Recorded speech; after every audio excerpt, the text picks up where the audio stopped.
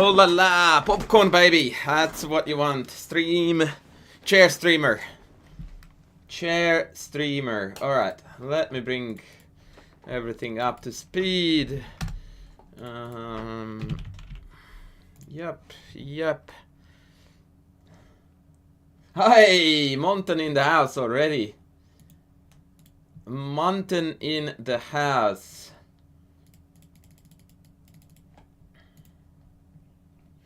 Alright, ladies. I'll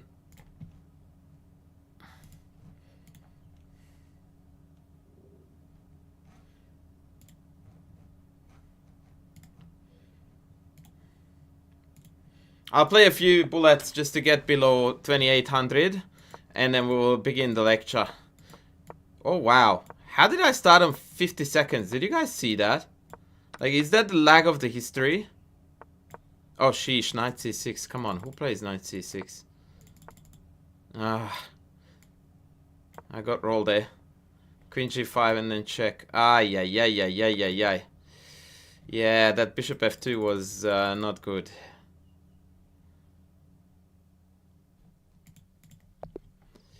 Bishop f2 was not good.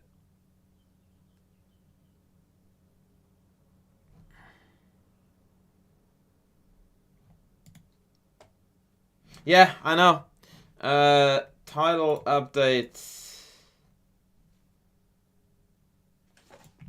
is incoming.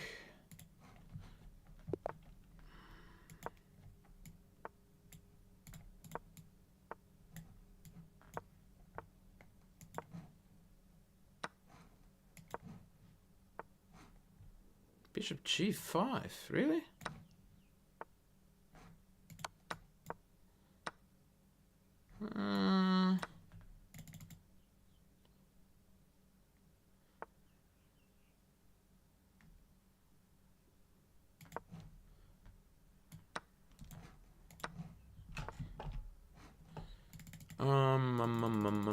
How do we do this, ladies? Let's go here. I don't like my position. I don't know what we did wrong, but this is ugly as hell.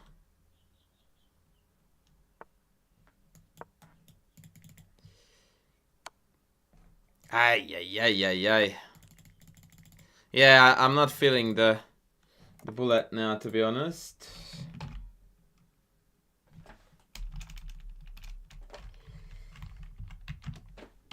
Okay, I'm updating the title, designing the game. Okay, we quickly duck below 2800, and that sets us up for the lecture.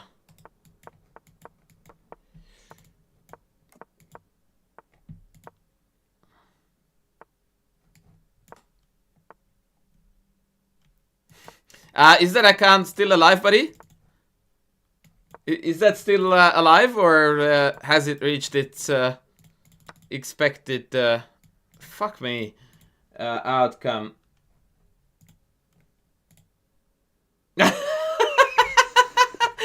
Oh, Ringo! Oh man, you have got the keenest eye for this stuff. Is this the guy, by the way, who absolutely slaughtered me last time when I played bullet with incredible pre-moves?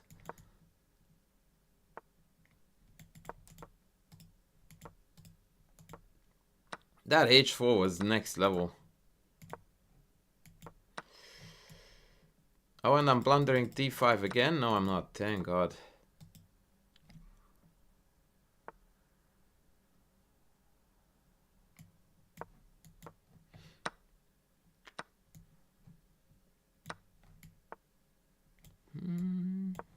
Okay.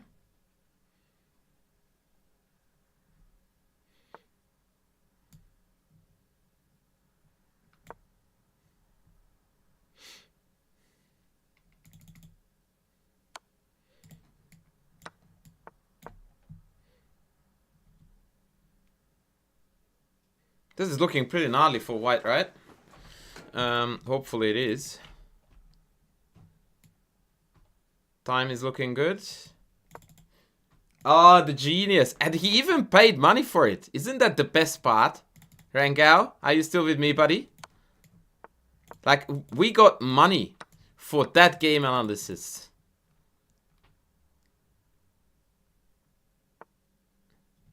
Like, don't you love those trolls who think that they make me look like a clown by me critiquing moves that are approved by the engine, but we all know that they are jack-all? You know, like the bunny ears and all that. Oh, I thought it was mate, and it's not.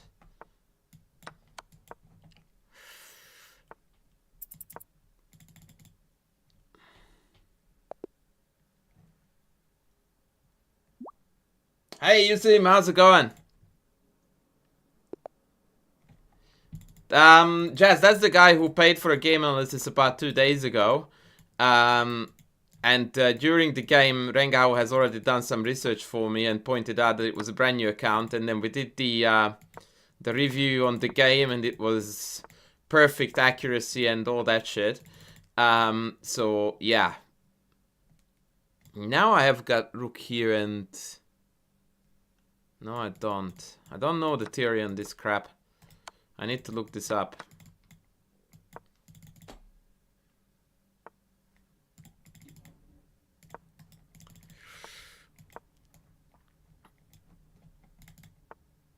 Yeah, I thought you might want to reconsider your stance on that. I don't know if you missed it. I think you were here. I don't mean to contradict you, but I think you were here. Well, I say I don't mean to contradict you, and then I just did, but yeah.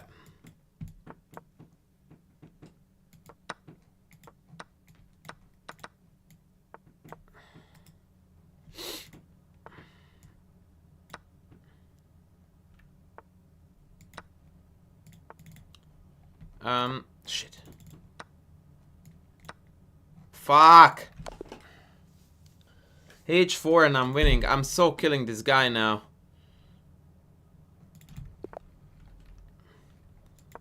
Yeah, that's the one. That's the one.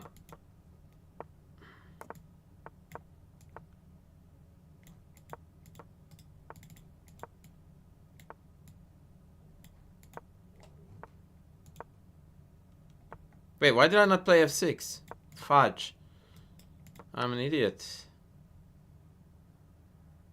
Do I have taken Rook F5? Wow, I've never seen this idea before. Oh, it's because Knight F3. But E4. Okay, is this theory or something? I quite like this. I've never seen this before. But it feels like some decent chess going on here, no?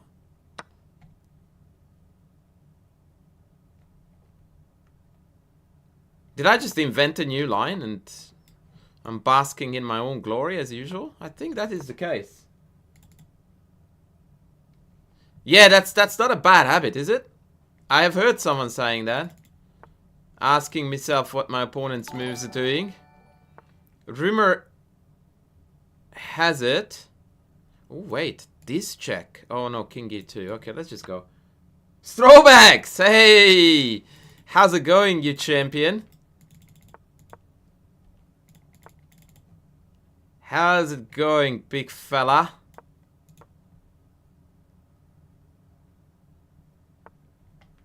Ouch! That... Oh, I thought it was a free queen. I don't know why I thought that. I am absolutely messing this one up.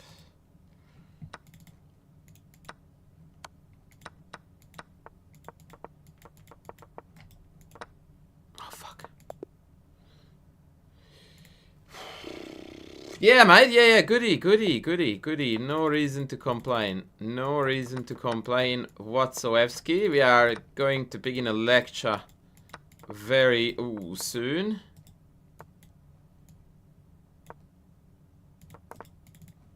Let's go through the bullshit here. Oh, bishop a3 was winning the sheesh kebab. Ay. Okay, let's try this again.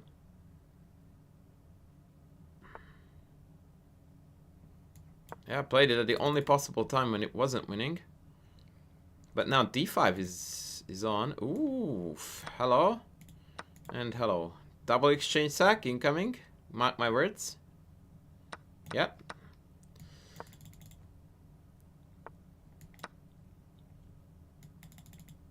And now we are going to sack the exchange back, because it's cleaner.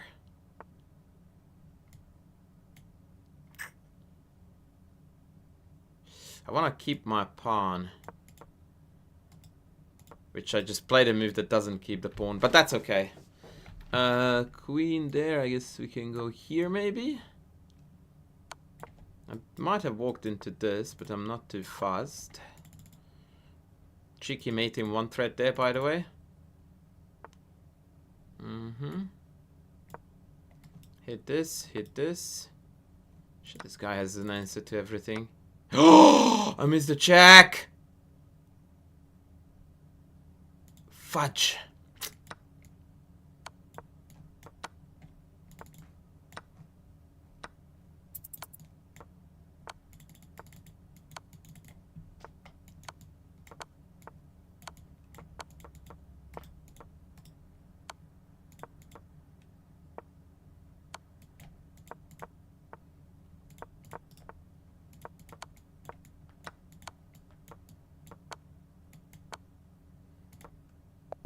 Clean! Clean, baby! Clean!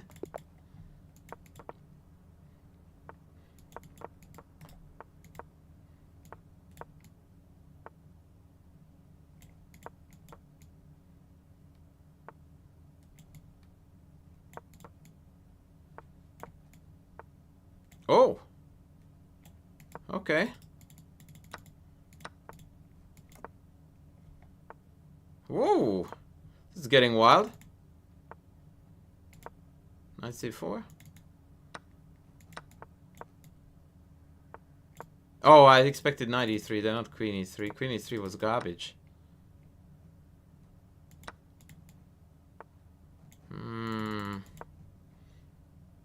I wanted to sell knight f4 ideas, which you can't do anymore. Oh, wow.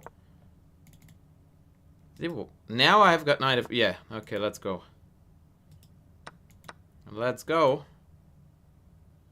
Oh, actually, that's already made.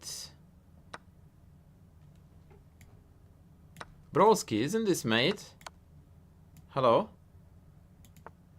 Okay. Woo! Woo! Oh, you see, that's the Autobot that does all the tricks to us. Mr. Landau, you are in for a treat today, buddy. You are in for a treat today. Knight f7 is good there, by the way, according to the engines, but I don't know how to play it, so I just gave it a red hot miss.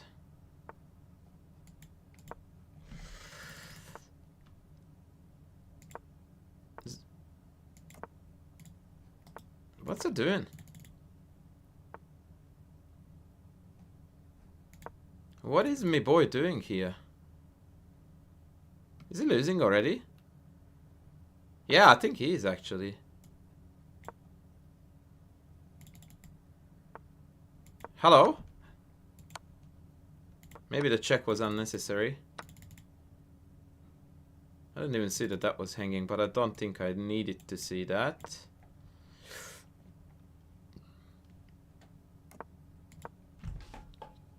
I didn't take that yet, because then I would have been hanging down here. That's why I needed to attack the queen. I think that was a brilliant tactical detail that I spotted on time. Far from me from wanting to praise myself. But I just did. Queen is guarded by the bishop.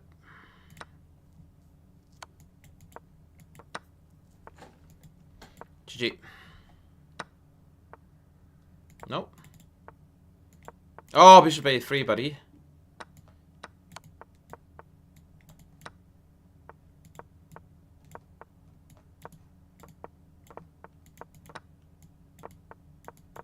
Really? We're playing this?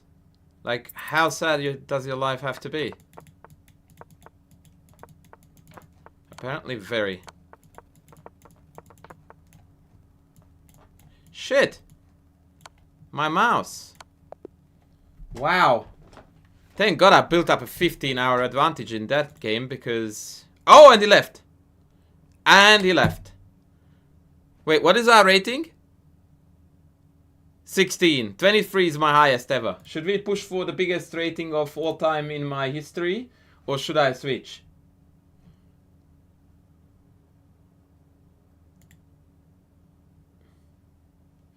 We are aiming for the biggest bullet rating I have ever reached in my life. Let's go.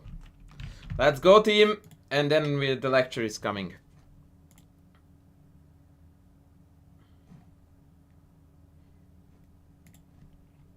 Rengar, that was insane, man, how you caught that guy. Do you remember... Can you look up his Twitch name?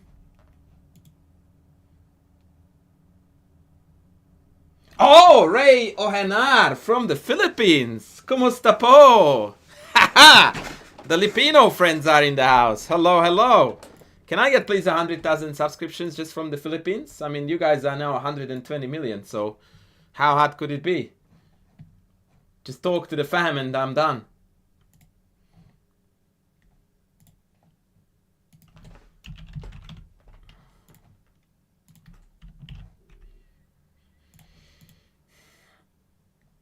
And ladies and gentlemen, a massive shout out to the legend, Smurfet. I don't know why it came out so weird, but it did.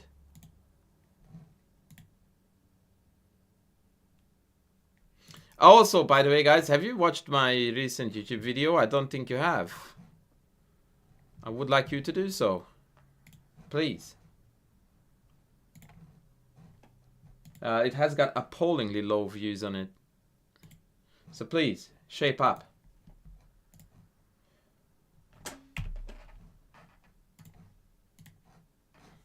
We're not getting a bullet game.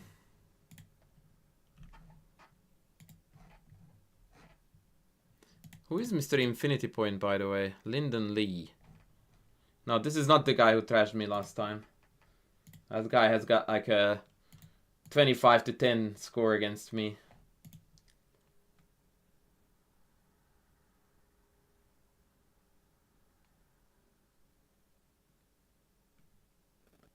Oh, that's one. That's the one. Ice Hun. Yes, that's the one. That's the one. Yusim is on the money. Yeah. That is our man. Indeed. Yeah, I was sort of hinted at untoward behavior there already when I analyzed the game and I gave the feedback in the end. But Rengar was the one who caught it.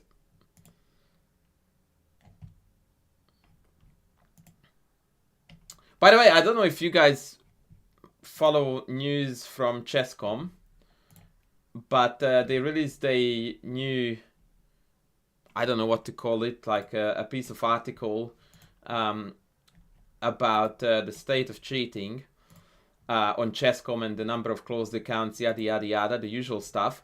And statistics show that like an insane amount of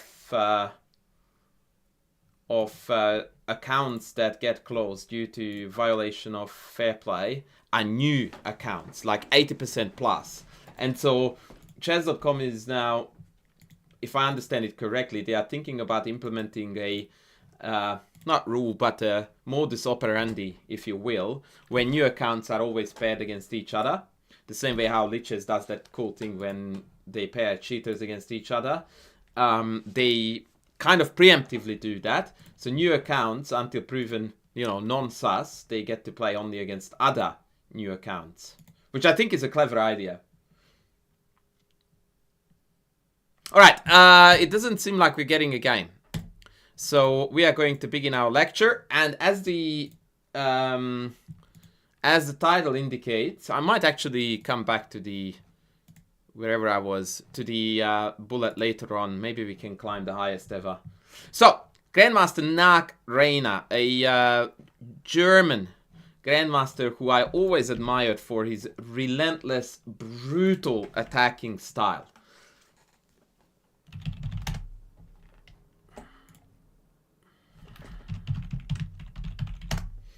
Dude played a fair bit in Hungary.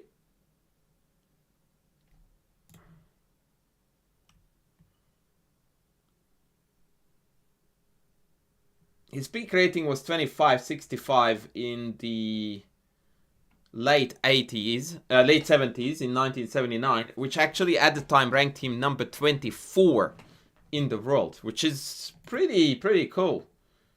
I would say that the dude is pretty high up.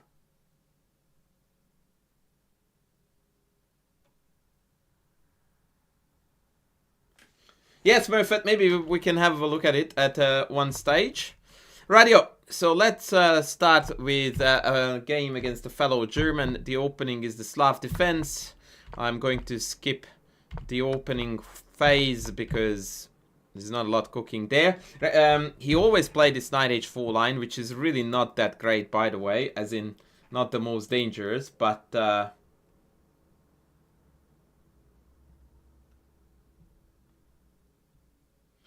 yeah, apparently there is some freestyle tiebreak cooking right now, and Hans is playing and whatever, which is why we are not getting any views apparently. Also, Asian Bunny is on. That could be another reason.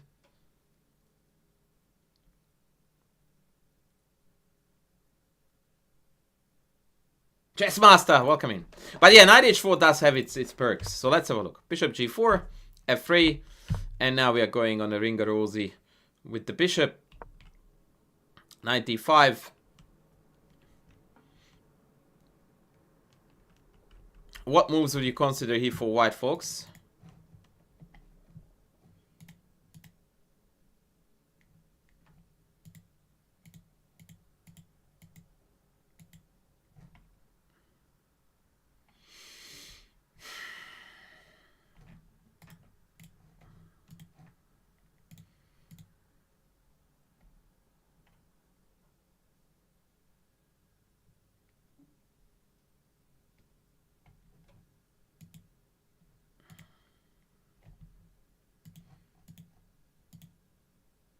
Queen c2, you would be hanging your knight on h4, yeah? That was the whole point of knight d5.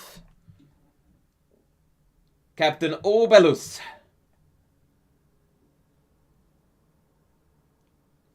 Definitely amateur's mind, because that was done by me. There is a possibility that you can take this, but after queen h4, this position is not looking pretty as far as I'm concerned. So I guess that's a good reason.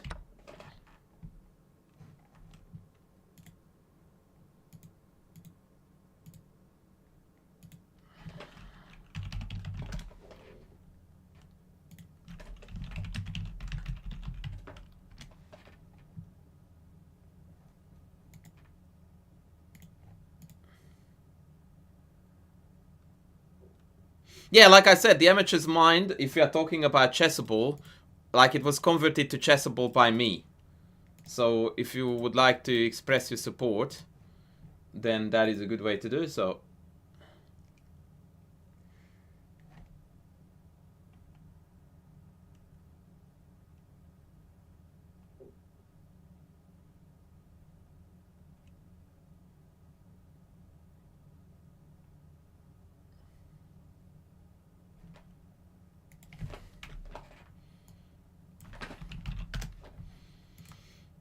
Okay, 9G2 says the chat on YouTube that I have been ignoring, and that is actually by far the best move indeed. So we get the knight out of harm's way, the bishop is still hanging.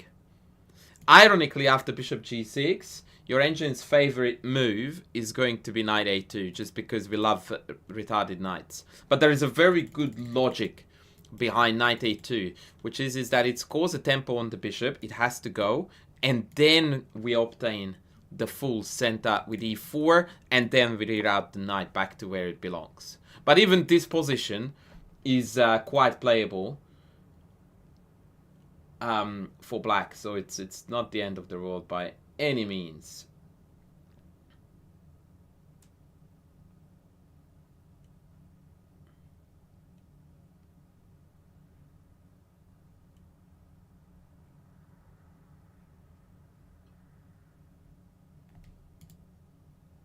Yes, there is queen e1 too, so you can play queen e1. I would be a bit reluctant to walk into that pin, but it is definitely an option. Bishop g6 and then e4.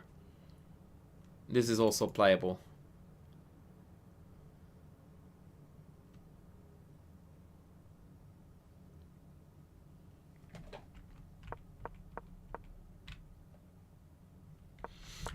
So, knight g2 played in the game. No queen e1 played in the game. Never mind.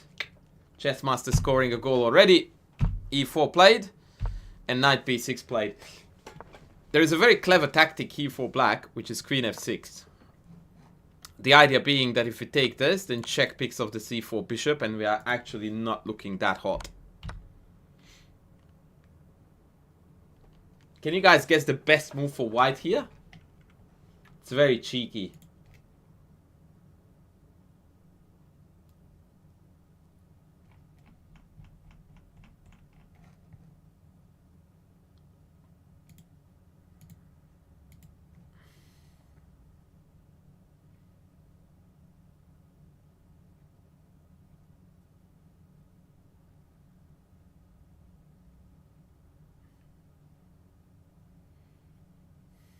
And very cool too.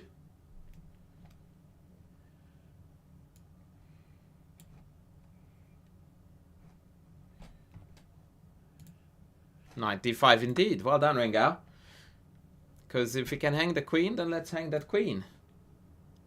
Knight to d5. Very cool. If queen d4, bishop e3. Hanging, hanging, hanging. Everything is hanging, but we're still winning.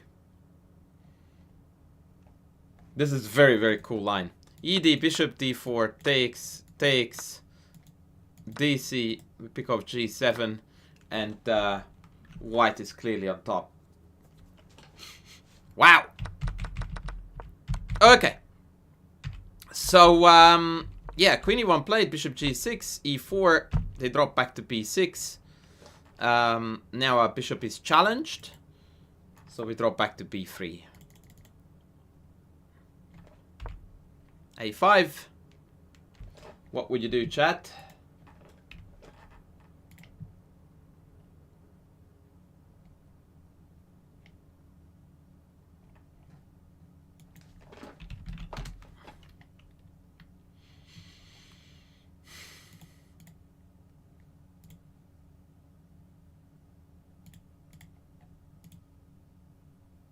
Why not bishop a2 instead of b3? It's a good question. I find this far less intuitive than b3, because on a2 you interpose with the rook, which means that you are hanging the a4 pawn, and I don't see any benefit to as to white would stand better on a2 than on b3. But as I highlighted, I can give you reasons why it would be worse. So yeah, I don't find that logical or good.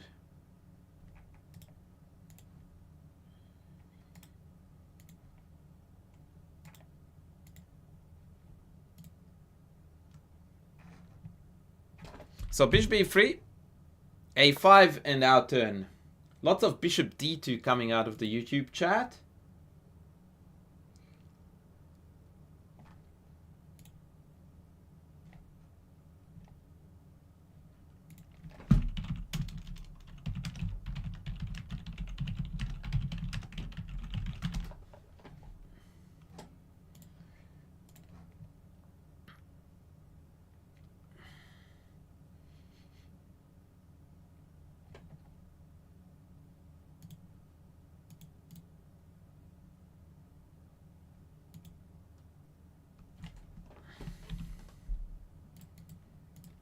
Nope, no one is saying anything, so... Oh, knight f5!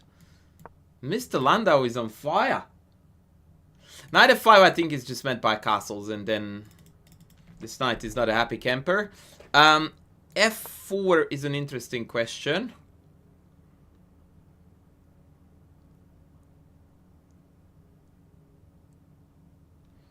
Who can see a beautiful tactic for black here that saves the day? This is actually lovely.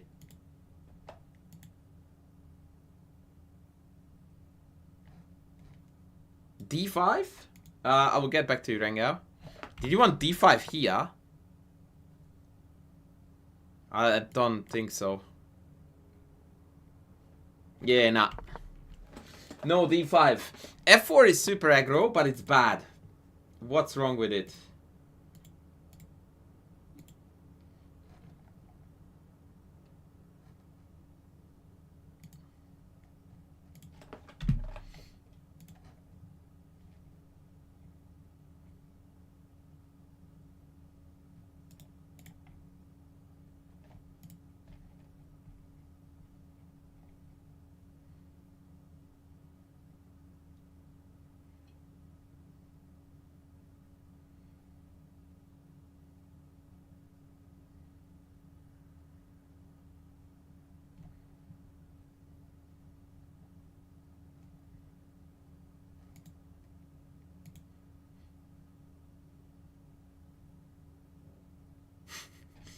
Following Ron Jeremy. Who was that pinned that?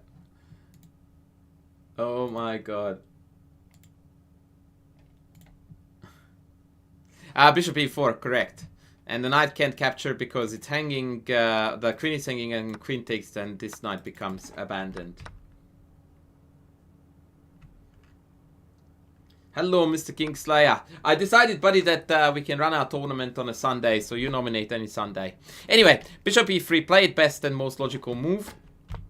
Bishop e7. Knight needs now some guarding. Knight g2 played. h5 played.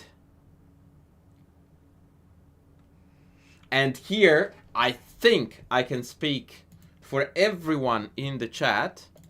We would be all playing here knight f4. Am I correct? Put your hand on heart and tell me if you would play a different move in this position other than knight f4. I want to know. Because first of all, you are a liar. Two, I want to know what you would do instead.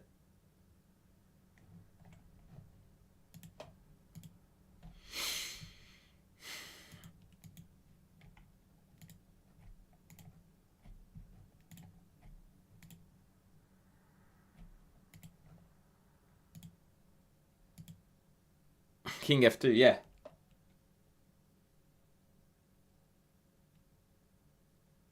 Yeah, King, sure. Do that. Sounds good, man. How big is your club? That sounded like a very interesting way to ask a question.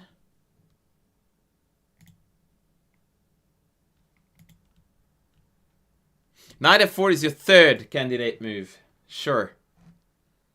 Impress me with the first two then, bud. 640 people, holy Moses. How many in mine? Do you even have a club? I don't even know that there are that many people on the planet. Ay, ay, ay, ay, ay.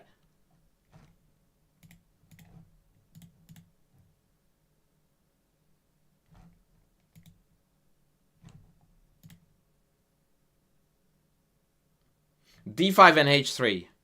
Right. D5 is the move that we are going to play for. And that is exactly what Mr. Knaak prepared with Rook D1.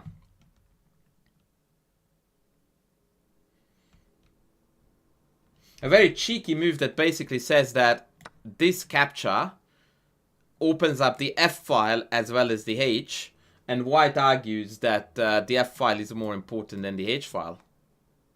Interesting. Very interesting take there. Black plays knight f6. And this is a mistake, friends.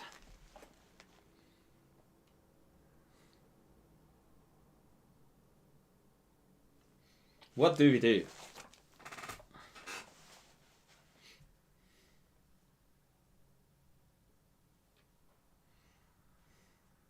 Very exciting position with a lot of attacking potential. The typical type of stuff that this guy was so good at.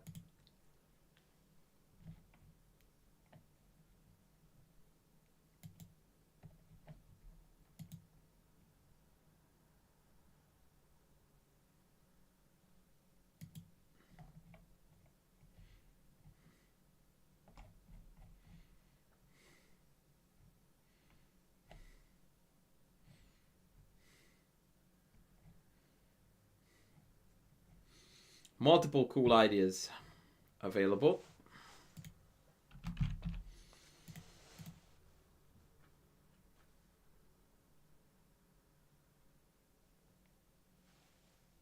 Yeah, I don't think h3 was necessary there. Because g4 wasn't hanging. It is now. But now we have got a lot of oomphy moves.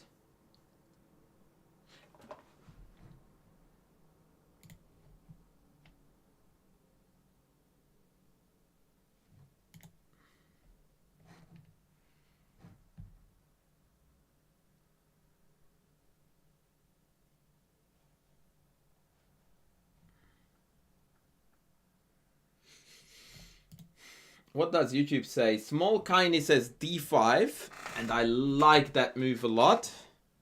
And Mr. Landau says knight f4, which I also like a lot. The engine's preference is knight f4, when queen c7 is a very interesting counter, because now we are hanging on h2. And so e5 is the logical way to proceed. This is a potential line where I'm still not sure how much better white actually is. Because I do think that white is better, but I don't think it's anything conclusive.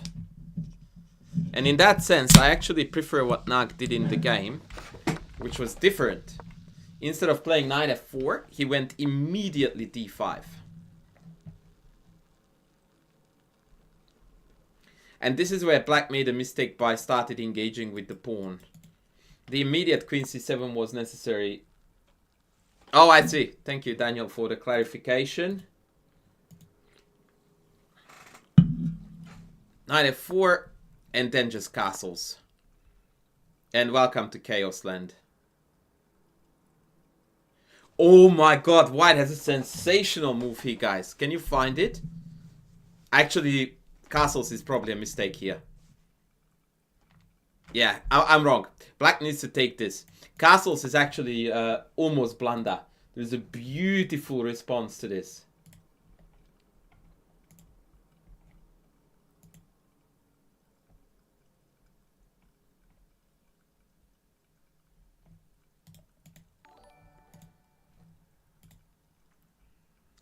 Maria Vidal, welcome in, young lady. How are you going? Welcome, welcome.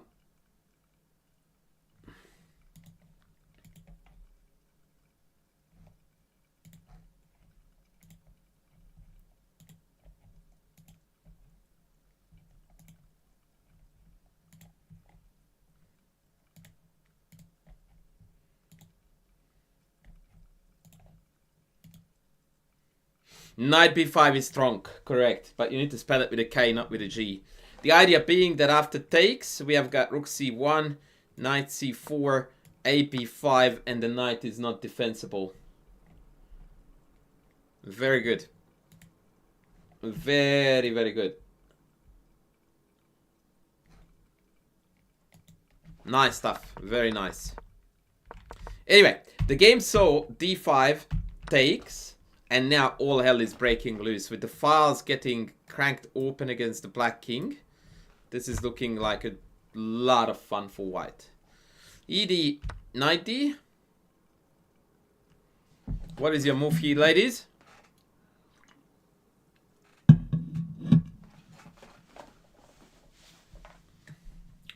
By the way, I kid you not, I'm reading the ChessCom classification of this opening, and it goes like this: Slav defense, modern, Alpine variation, Czech, classical, Dutch variation. It's like, hello, it's modern, it's Alpine, it's Czech, it's classical, and it's Dutch. Confusing much?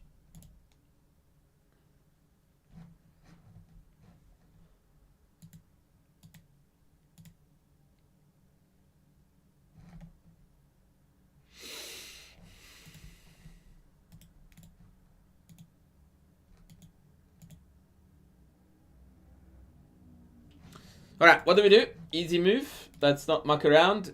Rengau is gonna call it.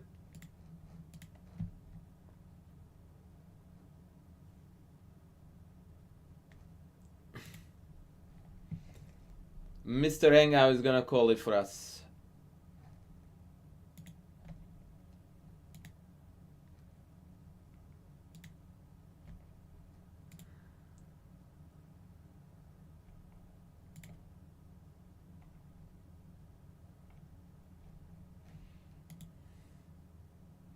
Mr. Landau calls knight d5, but that move wasn't played. Rengau calls knight f4. That is the move. Because we want to increase the tension rather than releasing it. The big difference is that in this position I don't have knight b5, I guess, among other things. So for example, if I go queen c7 here, yeah, I'm right. Knight b5 is obnoxious.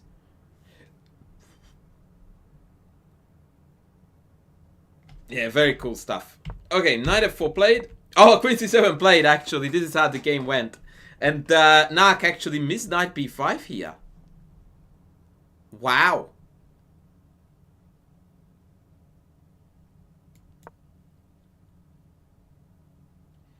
So the reason why it's so strong is because after queen d5, we have got rook c1.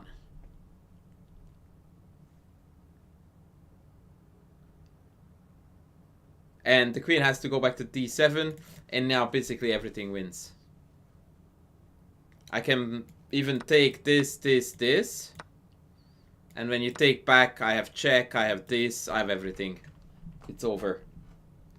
This is a textbook game for uncastled king, by the way. Beautiful punishment.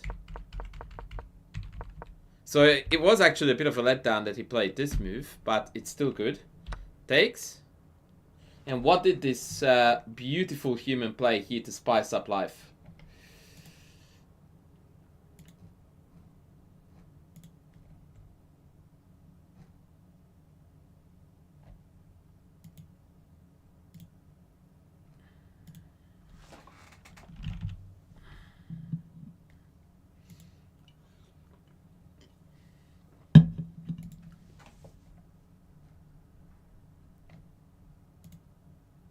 .96 says Casual Dad. Casually blundering into mate in 1. No, let's give that another red hot go. Don't miss that. How are you going, Chief?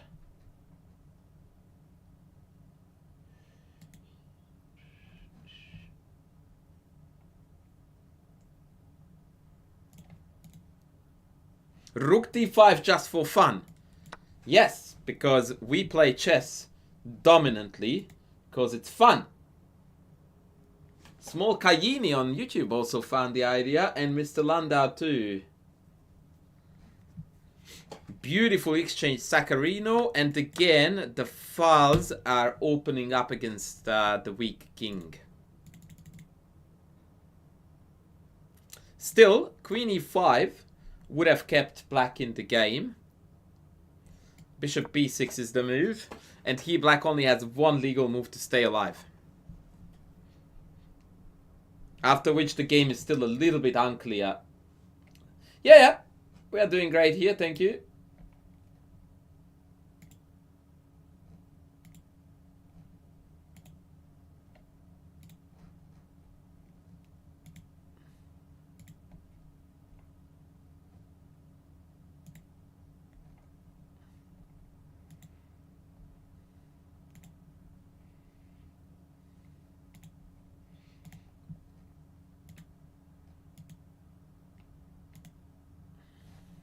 What's black's only legal move here, guys?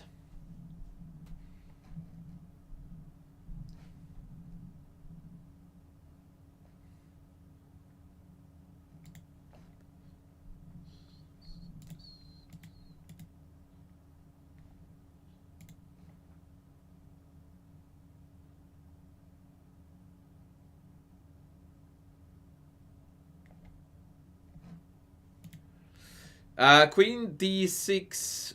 I mean,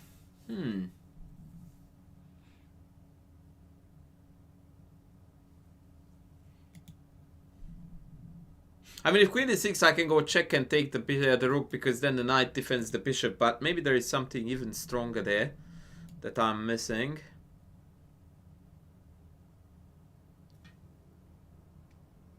Queen e1 and pray. No, you can't do that, because after rook takes, you lose the bishop. There's absolutely nothing to pray for here. No, we can actually avoid the loss of material here. Queen g5, I think, might lose to bishop c5.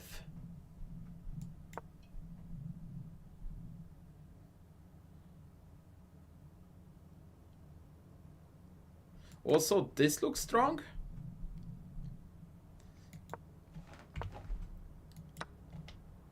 And then check, and then the king is very, very exposed. I know that you can insert this check, but that's neither here nor there.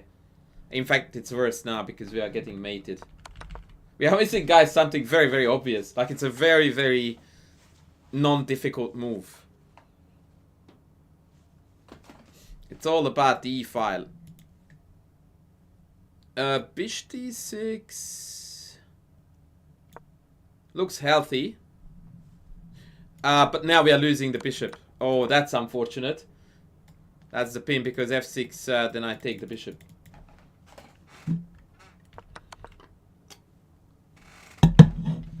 Let me check YouTube.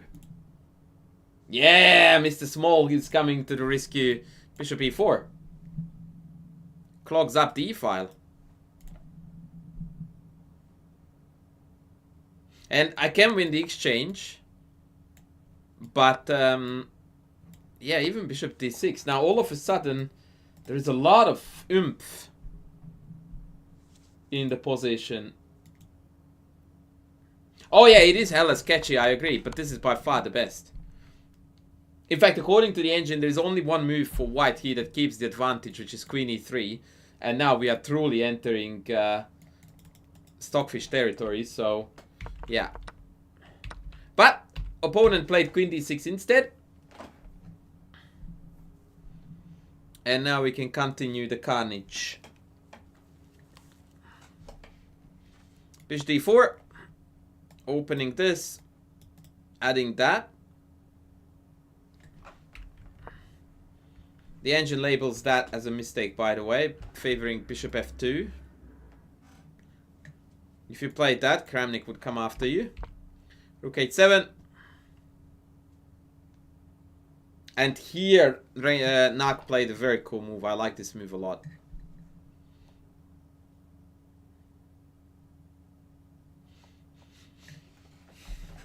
White to move and play a move that will make your opponent go like, oh, yuck. Really? I don't have anything against that?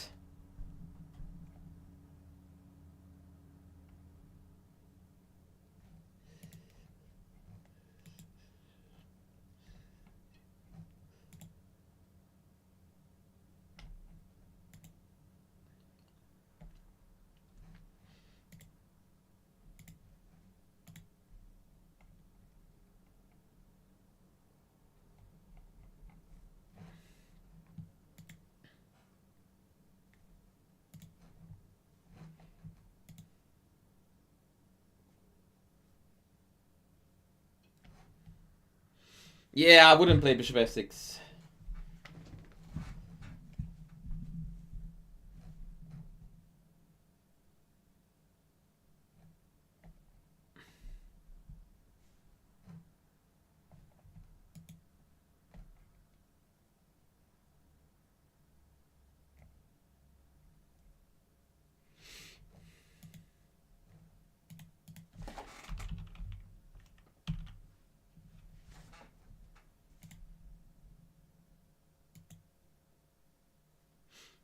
No, no one is taking a stab at the next move. It's rook f2, ladies. The cheeky little rook f2, defending all kinds of mates, and rook e2 is unstoppable.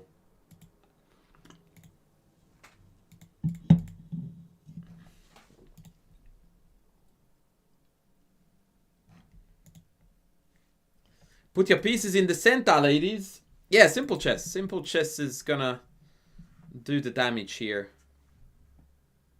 Indeed. Alright, this was not too flash. Next one is going to be interesting because this is a really, really cool setup to play if you are struggling against the Benoni. Which you shouldn't struggle against, by the way, because my default course absolutely shreds it apart. But our good friend Mr. Knaak, he played this line a lot against the Benoni, which is this bishop d3 knight e2 variation.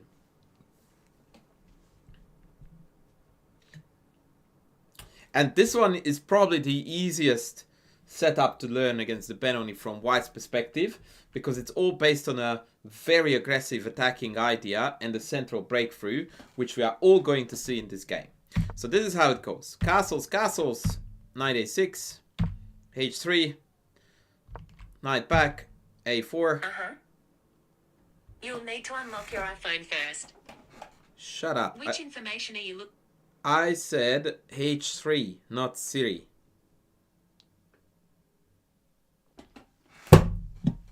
Unbelievable. B6. Bishop G5. A6. And this is where I'm going to pass the baton to you guys. Let's take it from here.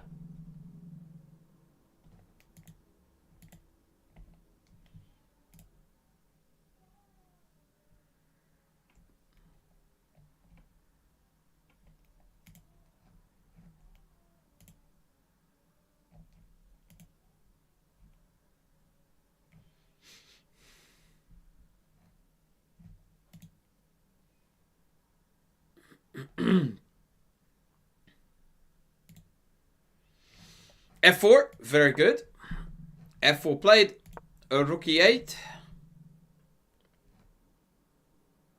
Now, typically in this position, white plays knight G3, which is by far the best move in the position according to the engine too. Our protagonist played here queen E1. This feels a bit weird with the rook being on the E file. It's not a mistake, but it's a little bit strange.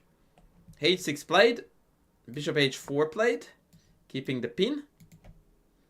And now the opponent decided to step out of said pin by playing queen D7. This also supports the B5 break.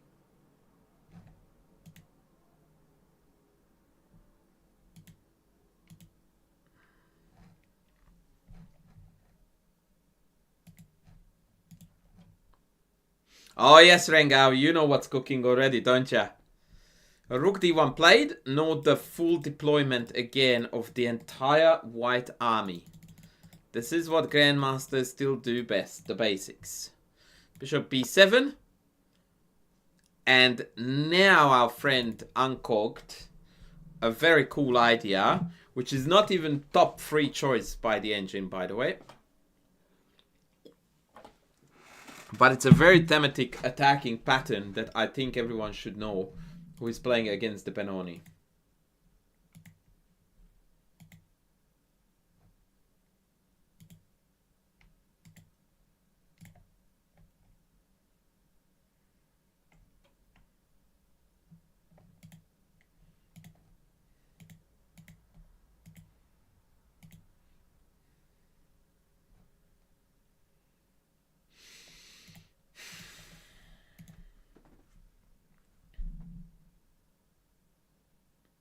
Pillow Pants, what happened to the Fisher random, which is something that we don't care about, but we do, so please tell us what happened.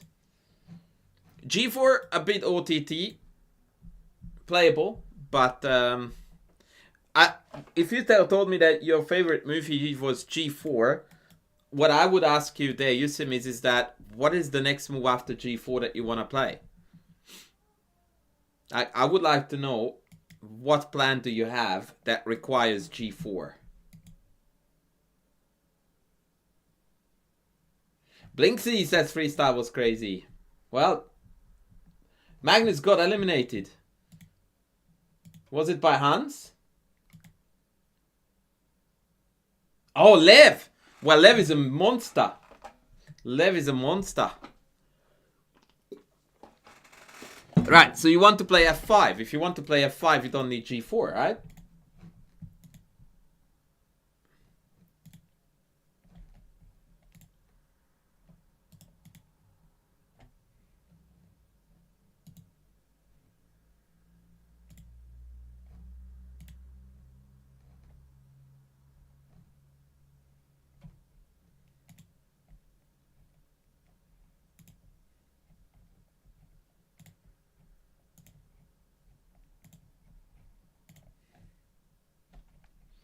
But that's not quite it. F5 is part of the operation, but we need to be smart.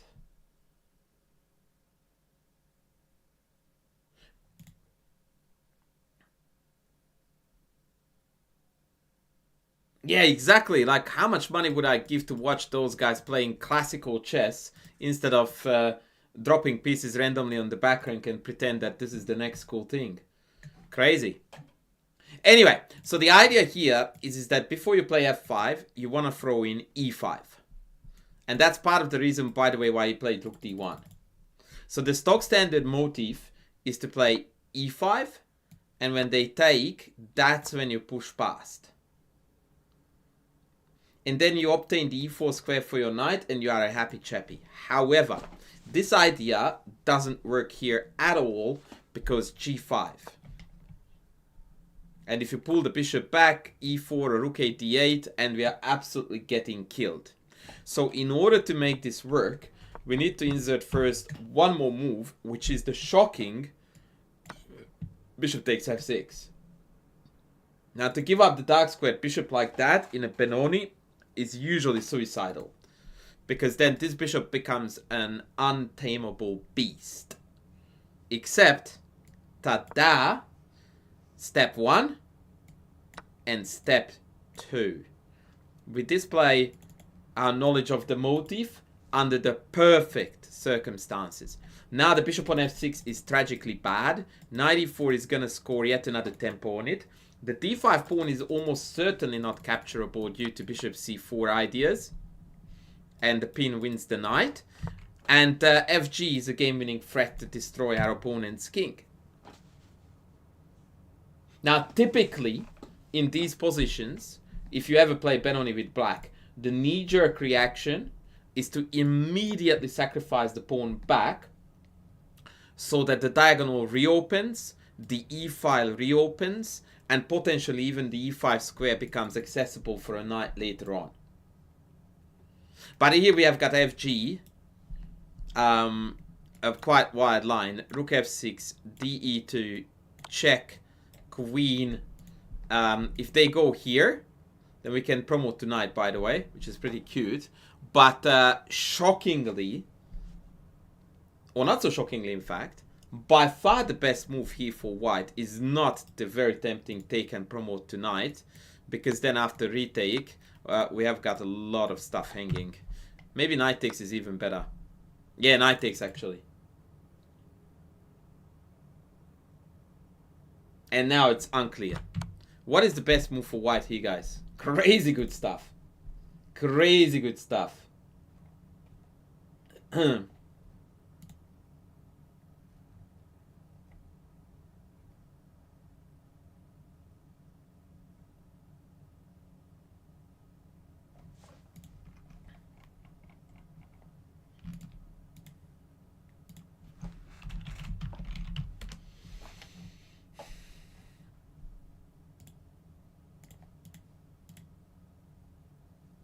Rook d3 is actually pretty cool. I dig rook d3 as an idea, but I do wonder if we have mate. Same goes for, I don't think queen g3 just hangs the rook, no? That can't be right.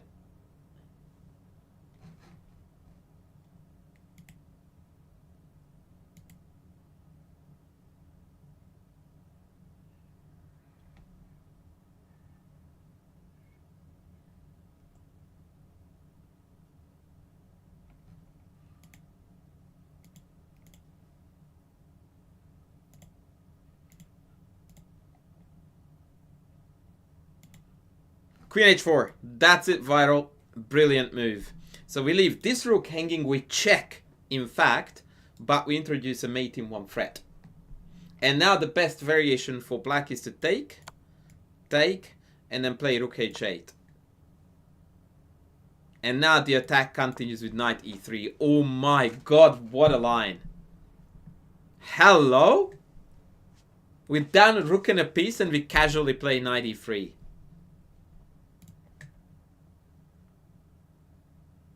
That is insane.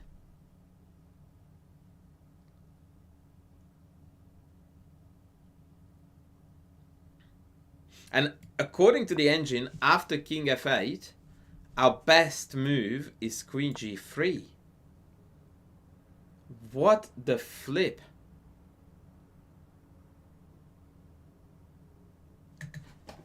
Wow. Is it because after queen e7 we have rook takes h6?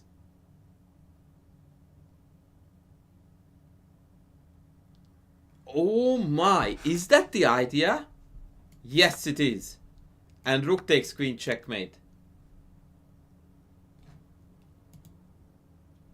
Okay.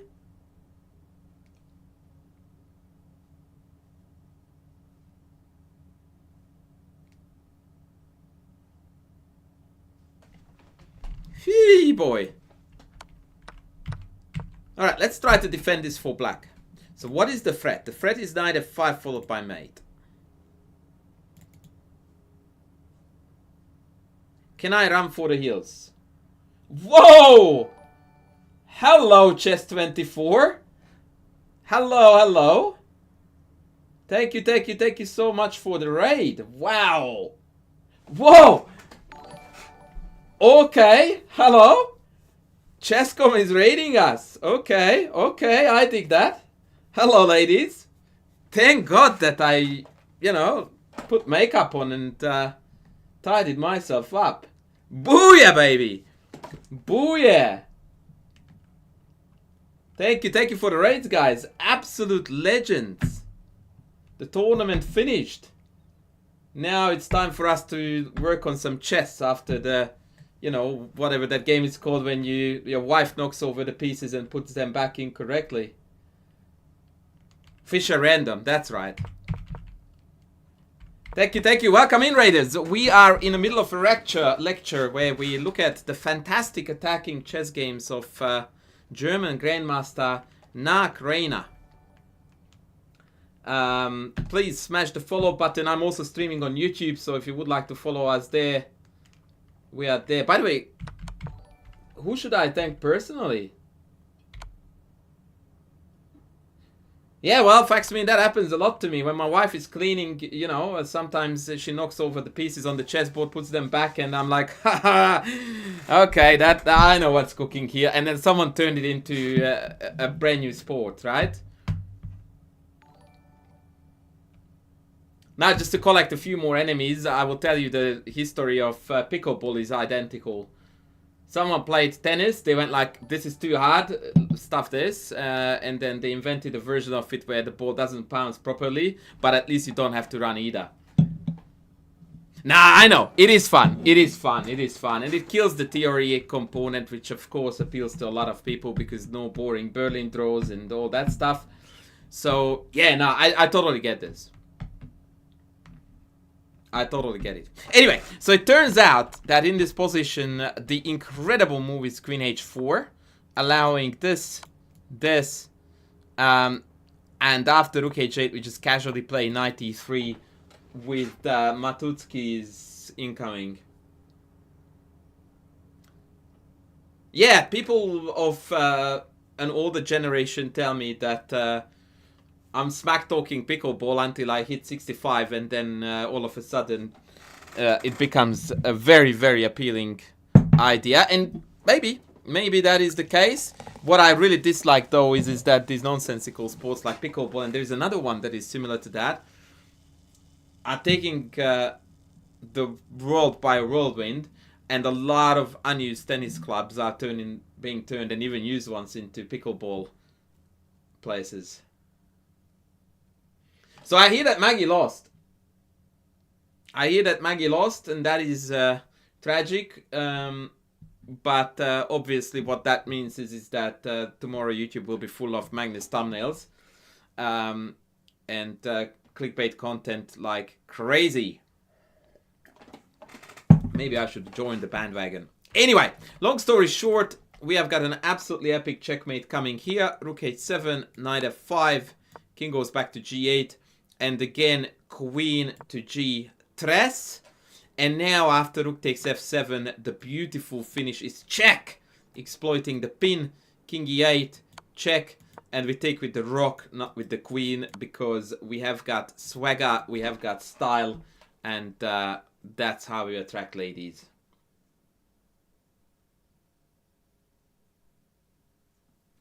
That's how we do it.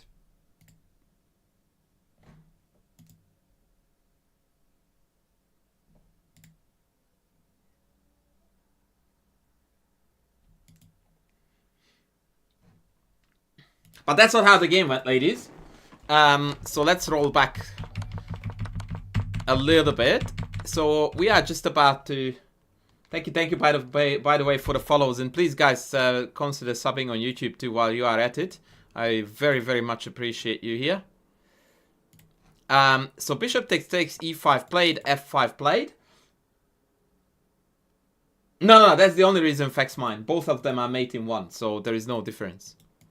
And here opponent played g5, which allows us to carry out our plan to perfection in terms of strategy and looks, because now we also obtained the blockade. So this is what I was talking to you about, learning this as a weapon against the Benoni, because it all revolves around this idea of e5, f5 at the right time.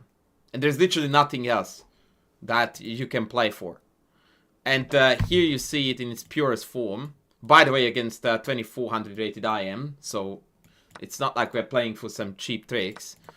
And now white's position is just absolutely beautiful and perfect. The black king is really weak. The pawn is not blockaded. The knight on e4 is a monster. And the Benoni bishop is a shadow of its former self. Back. And the position just plays itself. Like, you can't possibly play it wrong. Knight c6 great. h4 great. d6 great. Queen g3 great. Now we're looking to play f6, sack, and checkmate. Queen d5 played. What would you do, chat?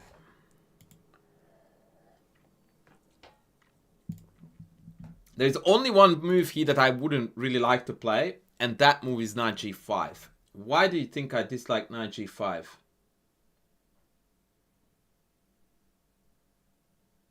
Where was this game played? Sometime in the 90s or 80s, I believe. Let me check for you. 1978 in the Halle DSV International. Halle being a German town where our hero hails from.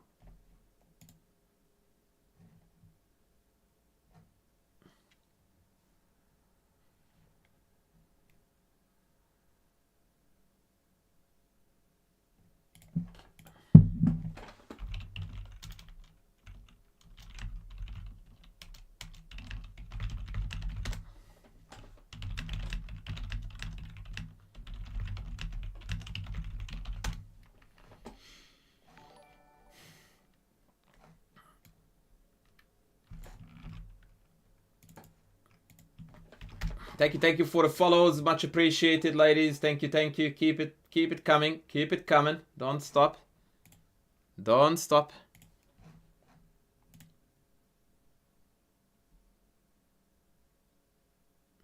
Oh, it's not that it's out of spite. It is mostly because they would likely get mated here after f6.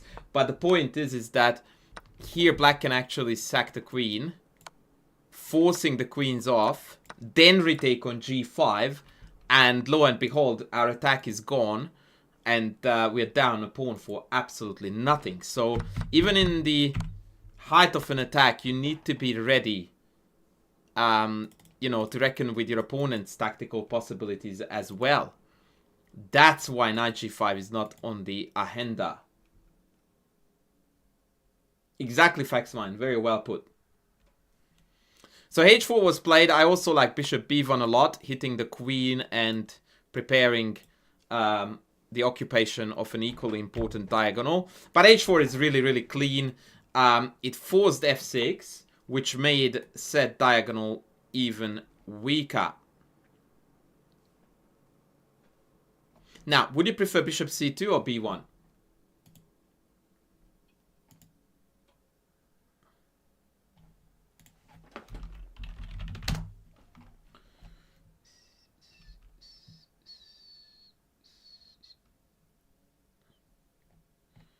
Do I not have a YouTube command? Is that possible? Wow.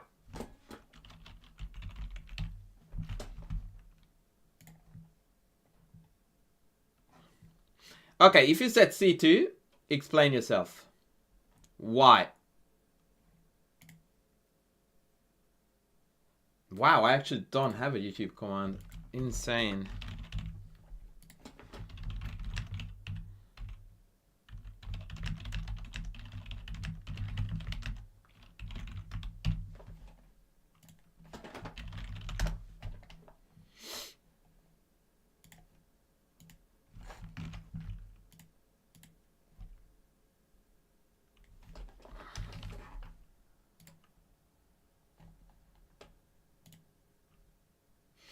Right, so now when we play bishop b3, we're guarded.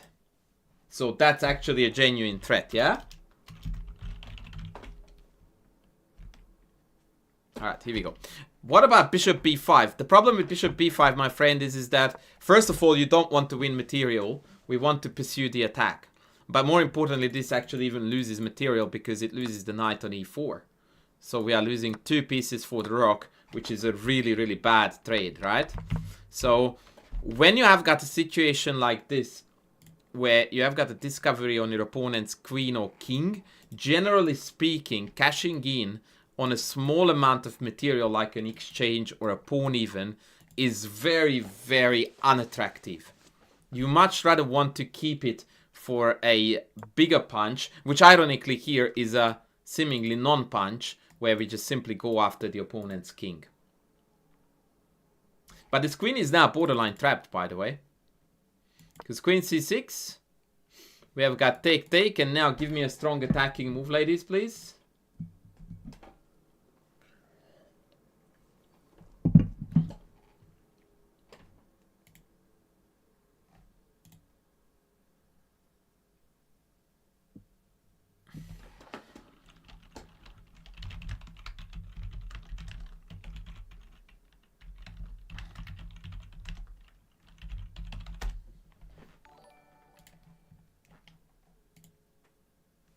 Bishop b3 is okay, but then c4 still holds.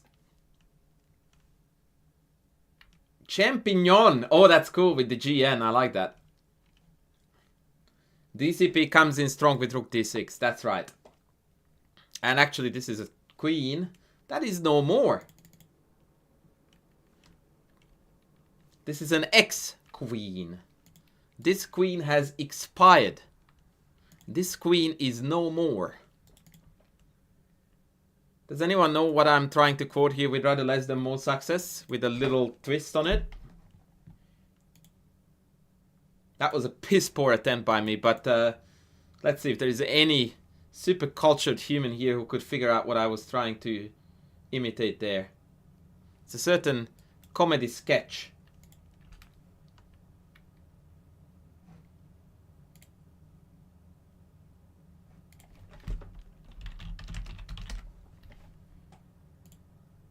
Nah, chat goes like, no, dude, we have no idea what you're trying to do here. So that's the Monty Python, the parrot sketch when he returns the dead parrot. That parrot is no more. It is an ex-parrot. Oh, there you go, Space Gator. You saved the day. Unfortunately, I cannot bang this queen against the table like our good friend does in the sketch. But indeed, it's Monty Python. Right, so instead, this ex-parrot went back to queen f7 because it wanted to be alive a little bit longer. But this move allows us now to go on a rampage because all of these guys are in a knight move distance away from one another. Queen h5. Do we take the rook or do we take the bish?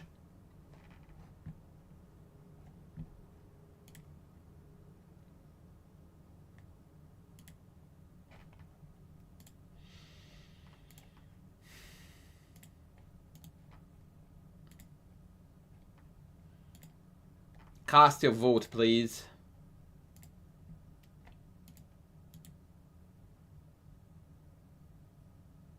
Very good. So, take the bishop. A lot of lower rated players misunderstand material in such situations and they take the rook thinking that they win a rook, which is completely false, of course, because upon recapture they only win an exchange. which is a far less value than a free piece. Now this, bear in mind, of course, is not a free piece because e2 was hanging too. But now after rook f2 and queen h5, the attack rages on. What is our next move?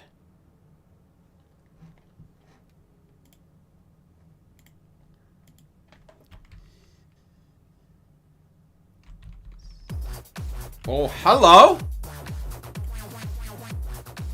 Al! Al the legend! Thank you so much. Thank you so much. You are an absolute hero, Al. And we love you very much. Thank you, sir. Queen to b3 is an excellent move. It wasn't played, but it's very, very good. It's very good. 0 times 0, 0, 0, sir, says rook to d7, and that is the move. This move absolutely wreaks havoc. Cuts the king off on the 7th rank, hits the knight, which, by the way, has absolutely nowhere to go.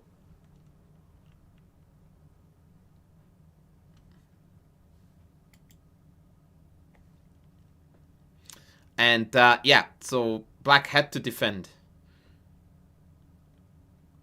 the knight, and now comes the mate attack.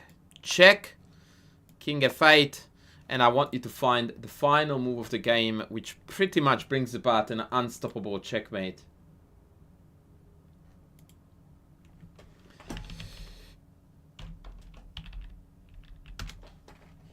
Generally speaking, when it comes to attacking the king, you always see that the groundwork is done by minors, but the knockout punch is most often delivered by the lady. If you are a nice human, you treat your ladies very, very nicely, and here the way to demonstrate that is that we allow this lady to bring about the end of the story. If the queen was on d6, that would be good, says Professor Ramanujan, and indeed that is exactly what we are going to sign up for with queen d3, also known as queen to d3, and that was the point when black decided that enough is enough. Having said that, I'm going to test you just one step further, because I can stop queen d6 by playing knight e8.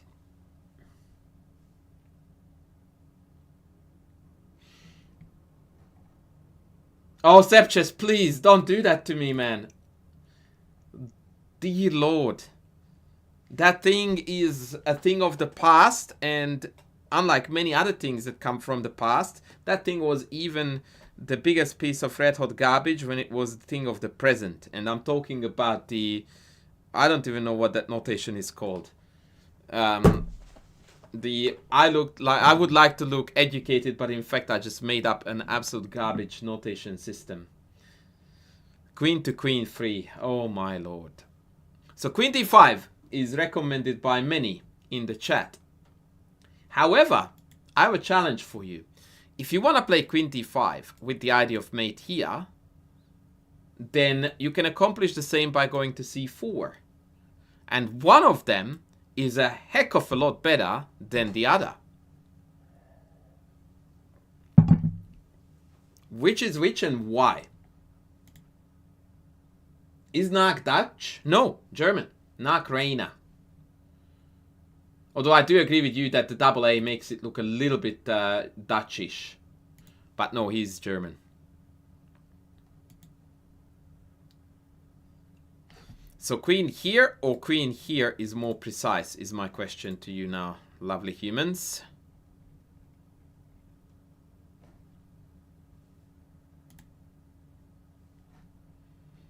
Good point, says Mr. Landau. Well, I'm full of good points indeed.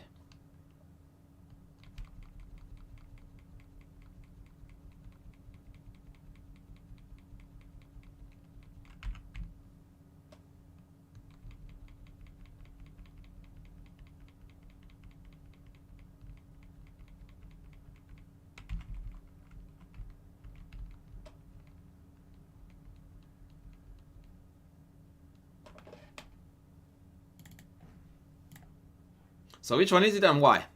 I'm not getting any answers. I'm sad. Give me the goods. Knaak means coin in Dutch. Okay. Exactly, Jamon. Very well put. If I play queen d5, c4 comes. And now I don't have my mate on g8 because my diagonal has been messed with. Oh, Mr. Landau said it on YouTube. Right. So we go to c4 because that cuts out even this c4 idea. And now queen g8 is terminal. G to the G. A lovely attack, and once again, if you are struggling against the Benoni, it is truly a super easy system to learn that is going to allow you to score a few easy dubs. Alright, next game. Welcome in Lillehammer. Next game is going to be absolute carnage. Absolute royal brutal carnage. Check this out. Opponent is, by the way, Serbian Grandmaster, Bozidar Ivanovic. And Ivanovic goes on a wild opening rampage here with c6. Now, this is a move that you do not want to play when we are basically demonstrating zero central control. This is just going to take too long to play c6, d5, and it's not going to achieve enough either. So, Knaak plays f3. He's a Zamish player, which is this f3 move followed by usually bishop e3, queen d2, often castles queenside, and often introducing a Sicilian dragon-like attack. Opponent plays d5. And I would like you to demonstrate your opening principle understanding by telling me the best move here for white.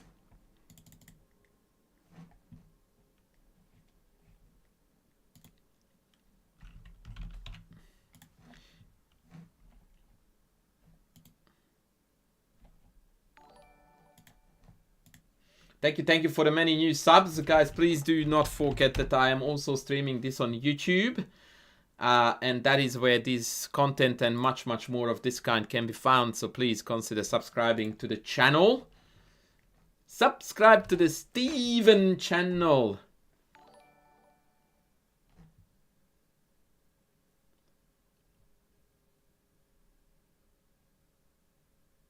E5. Says dub 0, trip 0, would probably play e5, try to push the horse around. Very good. We gain space. We kick a developed piece. Winner, chicken dinner. 98. And now I guess opinions would differ as to what you would do next. Hands up if you are one of those wild animals who would play here h4. If you have one of those wild animals, you would actually take it as a compliment that I called you a wild animal. So, ChessDad says h4, booyah! Booyah! Bring it, baby! Yeah, I think that too.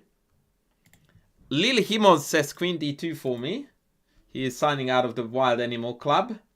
Funnily enough, this is the move played in the game, by the way. What is YouTube saying? Tom Nguyen says queen d2.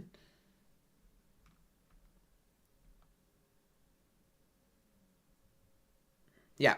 Funnily enough, your engine tells us that f4 and h4 are the two best moves on the board.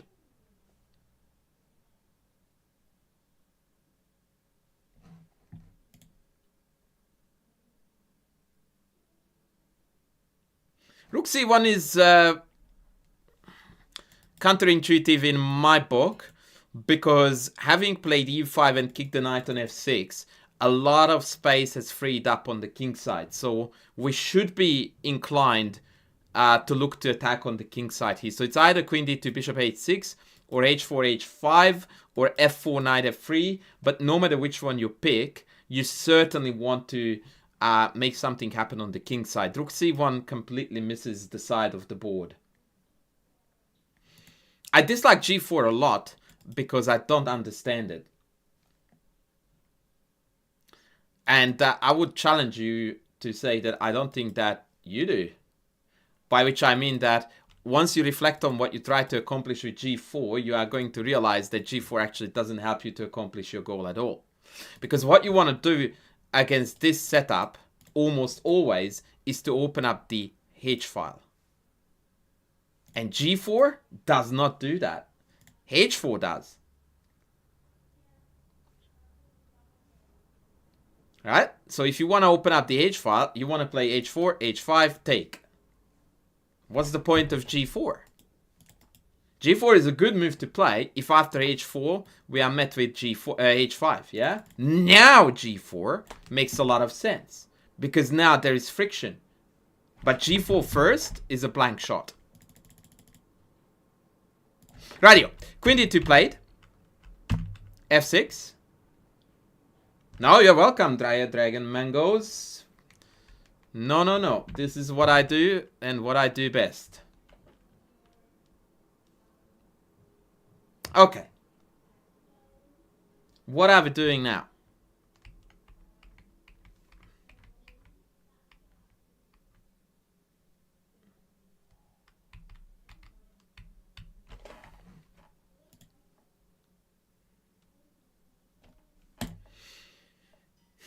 Queenside castles. Now bear in mind that after f6, e5 is under attack. Now you can say that I don't care, I want to sack it. And that's fair. But we need to be aware of the fact that it's hanging, yeah? So, okay, castles is definitely on the cards. What else? Jaemon wants bishop h6. And that, my friends, is what I call in chess logic. Because if our previous move after 98 was queen d2, then after f6 we only are down to 2 logical moves, castles. Because that's what queen d2 accomplished. Or bishop h6, the other thing that queen d2 accomplished. Now f4 is also very good here. Defending the pawn on e5. The text was bishop h6. They took, which was a really horrid move. Yucky. And they played knight g7. Now, back to my good friend Dragon's Mangoes. What is the point of knight g7?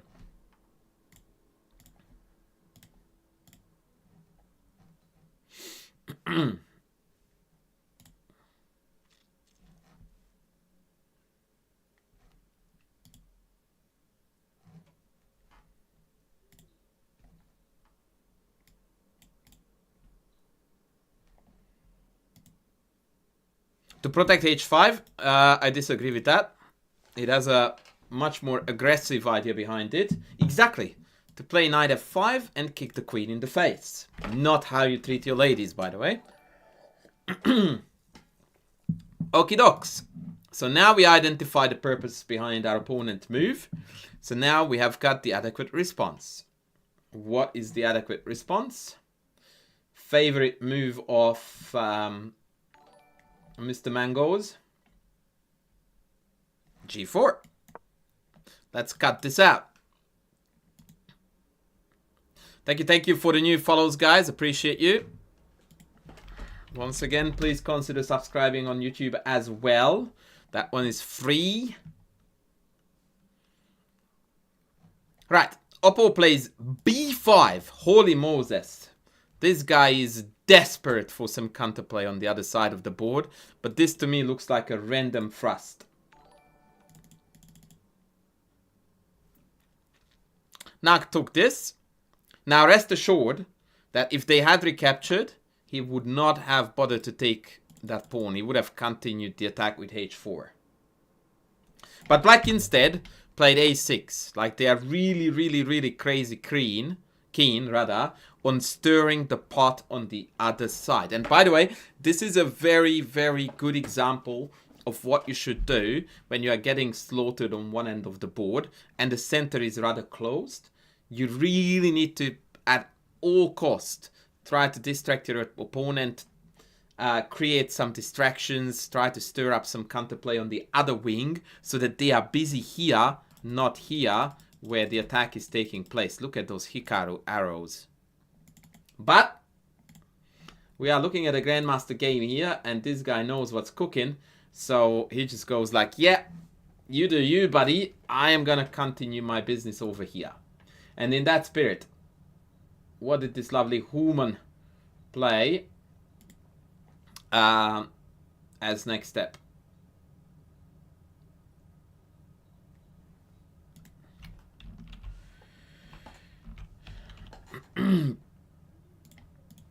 H4, baby.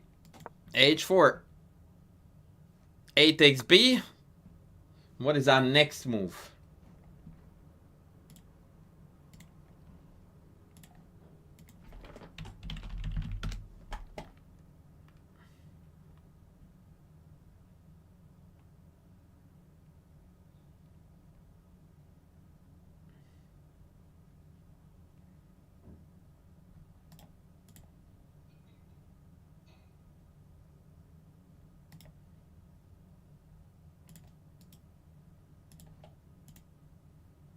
Are we going G5 or H5? Or none of the above?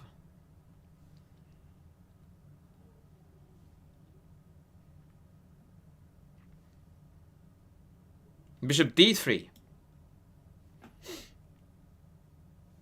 Yeah, G5 would be a pretty classic case of how to shoot yourself in the foot like an absolute world champion. Yeah, Bishop D3 is best. But actually H5 is also a very good move. Under normal circumstances, it would be horrific. Because G5 locks the queen in and closes the H file. But we are not talking about normal circumstances here. Because white has got a very powerful move against G5. Which is Bishop D3. And now the Matutsky is not exactly stoppable unless we play F5, which of course allows the horse to hoppity hop in. Not Queen G5, although this is winning too, but it's a lot cleaner to bring a new piece in and pursue the attack on H7. So H5 played, Oppo took. What are we taking back with?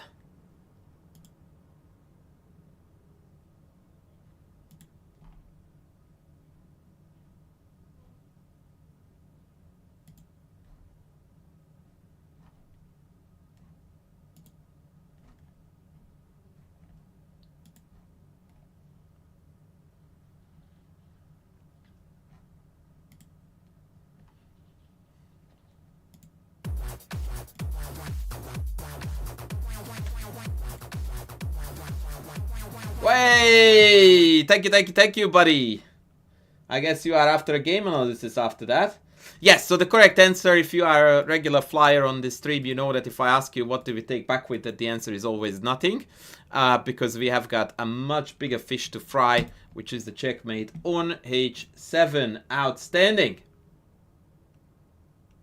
Tokyo Skaki. Now that is an epic name because Tokyo is obviously the capital city of Japan, whereas Skaki is chess in Italian, if I'm not mistaken. That is one heck of a confused identity.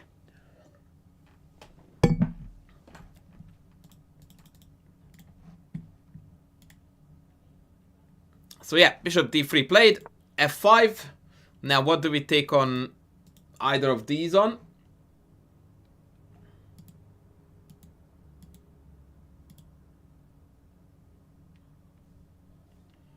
And Viral is already ruining the party by saying that we are playing knight h3.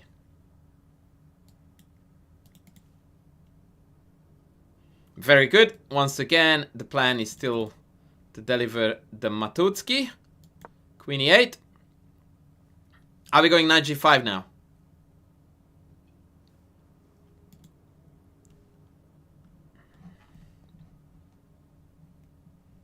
Nope.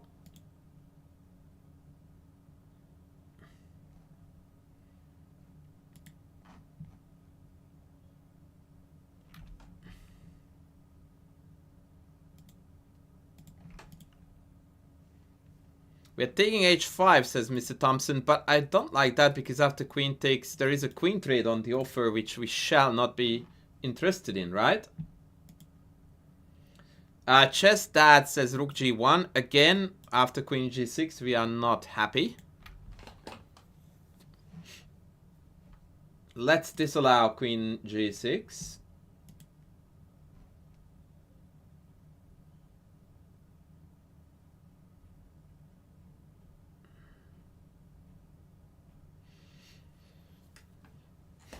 You play your best chess when you are fully aware of your opponent's last move, its intention, and your move is adequately measured against it. That's a textbook example right there.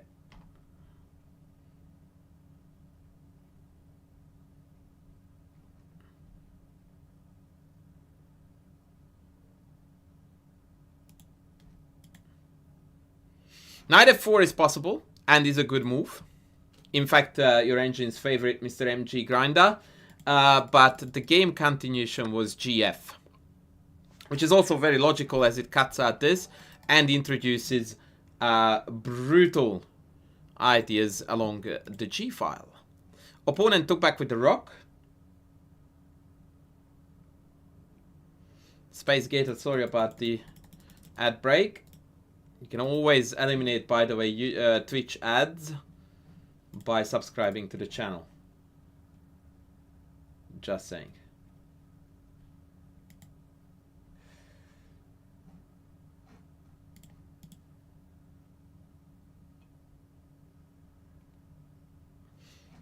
Yes, GF is to be preferred because why would you give up the bishop since it's an attacker? Rook f5, rook g1. Obviously, we are going after the mate. We don't care about this silly rook. Queen f7. And now white played king d2. I guess this was a little bit of a styling on the opponent. I would have preferred queenside castles. But the idea remains the same. We are bringing the rook in.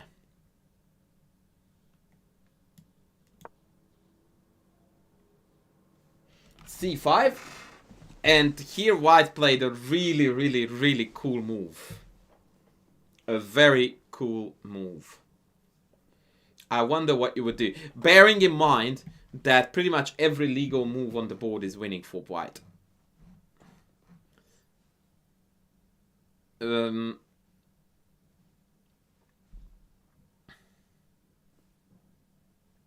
it is cool. Rook g7 is a very good and logical way to put the game away.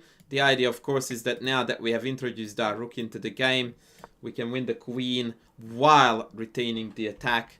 No doubt this is completely winning. What's up? Antamina says thanks. She's welcome. Did Uncle Pat come as well? No. Ask her if she wants to take a portion for Pete. She did. Okay. Bye. No worries. Yeah, that's very cool. And that is a neat win. Any other ideas?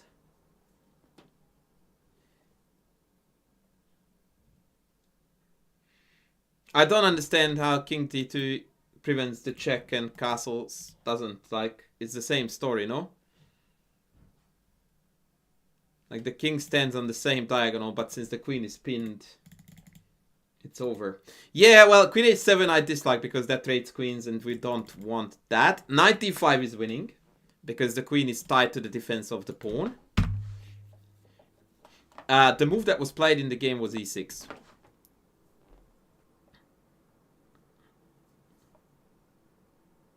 Which is also very cute. Forcing the bishop onto e6 and then going in for the kill here, having found a new target or targets, two of them. Yeah. So now after queen takes, I have check, and now the rook drops unless they go back here. When now we resume the theme of okay, let's hunt the queen then. GG. So after e6, the game continued with queen f6. Take, and now we hunt the queen. And this was when black went, enough is enough. Now, at this point, I would like to offer a choice to the chat. Oh. We can continue with the games of Mr. Knaak, or since we have got a lot of new customers in the house, if you guys would like to play some games against the streamer, that is also a possibility. So more analysts. Oh wait, and also sorry, before I continue with that, double4y, you gifted 15 buckies to the chat, which earns you a free game analysis. Did you want to use that now, or what was the plan there, buddy?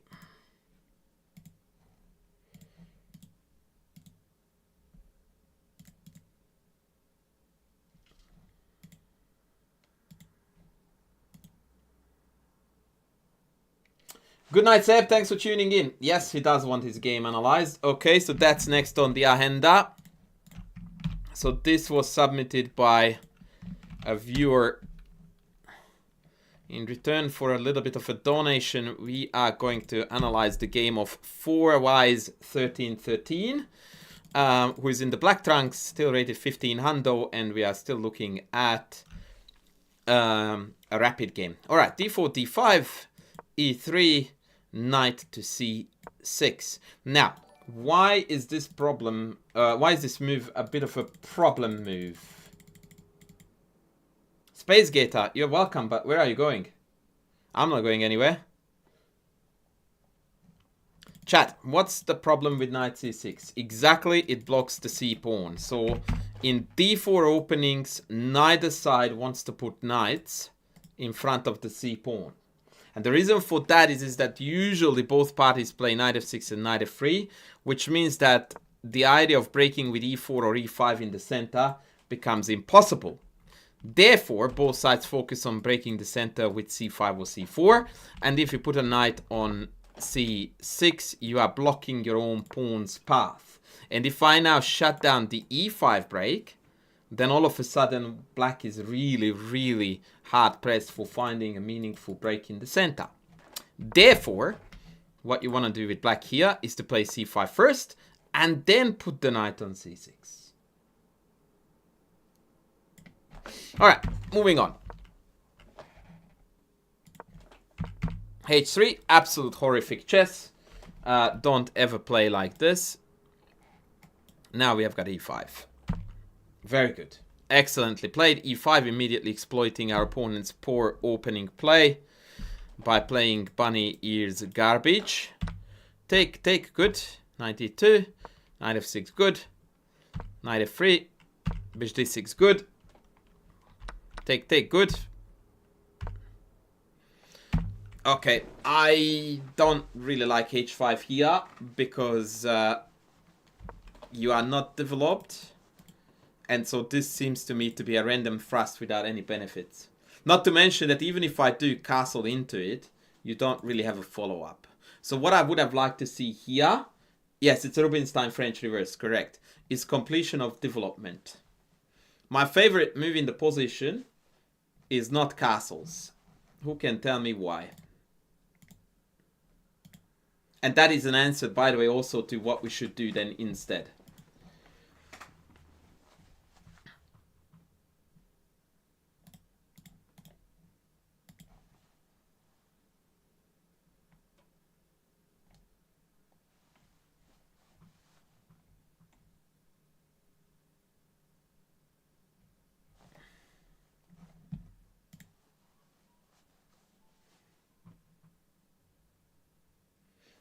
I don't understand what that means, that it prevents the side from knowing which way the attack is coming from. What does that mean?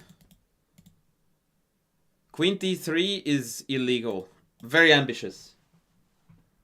But illegal. So, Chess Dad is correct.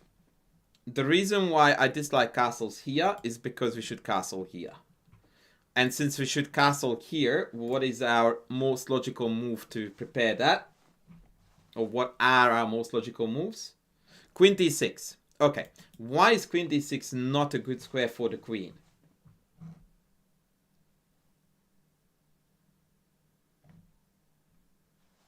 What's wrong with this move? Why is this in fact a blunder?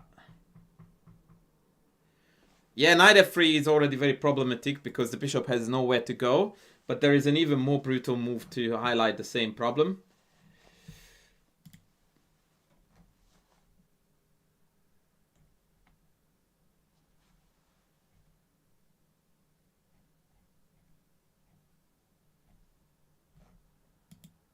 f4, and we managed to trap our own bishop. So what is the correct square for the queen?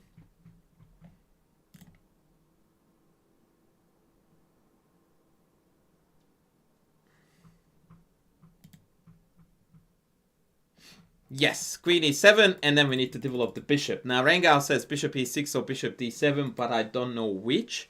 Generally speaking, d7 is better in these structures than e6, Because sometimes when knight f3, here you play bishop e6, that can be kicked with knight g5. But your development pattern definitely looks like bishop d7, whatever. I like to take this and then castles here. And now g5, g4 is a very, very straightforward kill plan that white is likely going to succumb to. This looks like very good, disciplined, well-designed chess. All pieces are developed, king is castled, and I'm ready to murder. Yeah, in strong contrast, h5 is a random thrust that has no purpose, no added value to the position. Yeah, a move that shouldn't have been played at all. Yep, yep, yep, yep.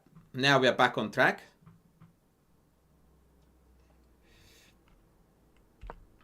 Oh, God. Oh, Jesus wept. This is what you get when you don't watch my YouTube channel, buddy. Don't do bunny ears.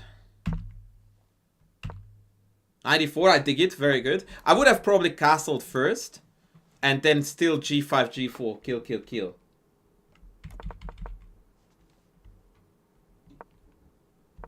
I don't think we can take h3 chess, Dad. It's too soon. But 94 is fine. Bishop b2.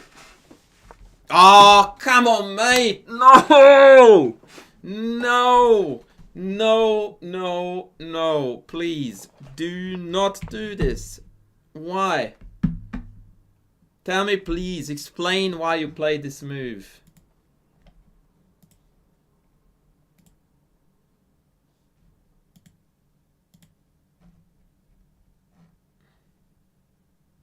Oh, in that line you maybe, yes. But even there the answer is no, because you lose too many pieces. Because you sack the bishop, then you sack the other bishop, and then you take with the rook. Then you lose two bishops and a rook for a queen. Well, what's the point of rook h6? Explain that to me like I'm two, because I want to understand, or rather I want to see that you understand why.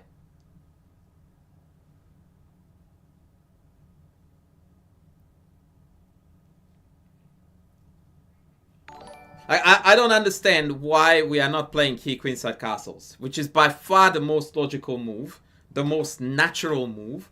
So if you don't castle here, you have to have a very, very good reason to override basic chess wisdom.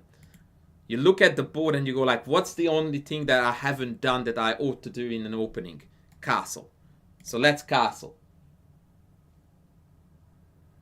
Now, if the idea was to not to lose the g-pawn, of course we have to have a 2-hour-long conversation about how I would pay money for people to take this, since my goal is to find open files here. And after rook g8, I have an open file, and now I have got a game that is over, courtesy of my opponent who took a pawn that should have never ever been captured. So, yeah, rook g8 basically is preventing a blunder. And I do say this to my students a lot. Sub 1800 level, a lot of games are not won by a certain side because we are preventing their blunders. Right? So rook g8 disallowed your opponent to lose the game.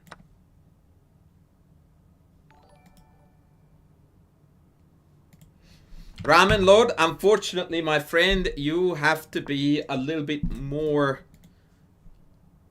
factual than, oh, this is scary because there are pawns here. How? Tell me the move that is going to cause problems. Because my g5, g4 is gonna absolutely rip them into pieces. How do these pawns represent any threat to my king? Not at all. I need to play 1, 2, 3, 4 moves to get to the black king. 4 moves.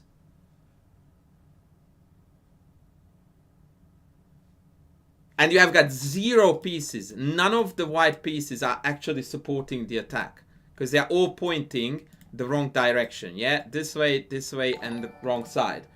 All of my pieces are pointing at the white king. The chances of your king getting hurt here is less than you winning the lotto. Exactly, Chess Dad. Even if I do get here with the pawns, because of my pieces are not supporting the attack, there is nothing to it. So this is how it would go. b5, rook g8, a4, g5, a5, g4, and white resigned. And you are telling me that you are scared about this king. Yeah, I know. But unfortunately, chess is not telling stories. It's calculating moves. And it's a very difficult barrier for most club players and amateur players to overcome. Anyway, so we disallowed an easy win for ourselves by playing rook g8. Sad face. Please, for the love of God, play g5 or castle. Good. Okay, back on track. Back on track. I dig this. Knight d4. Yeah, g4. Let's go. What? Hello? What? I mean, I like the aggression, but for the life of me, I don't understand why we don't kill our opponent with g4 here.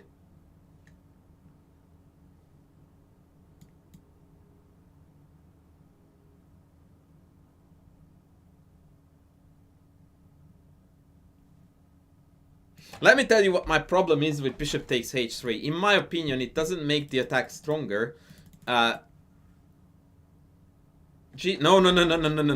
G4 h4 is met by queen h4, my friend, and we are calling it a day here. It's mate. It is over.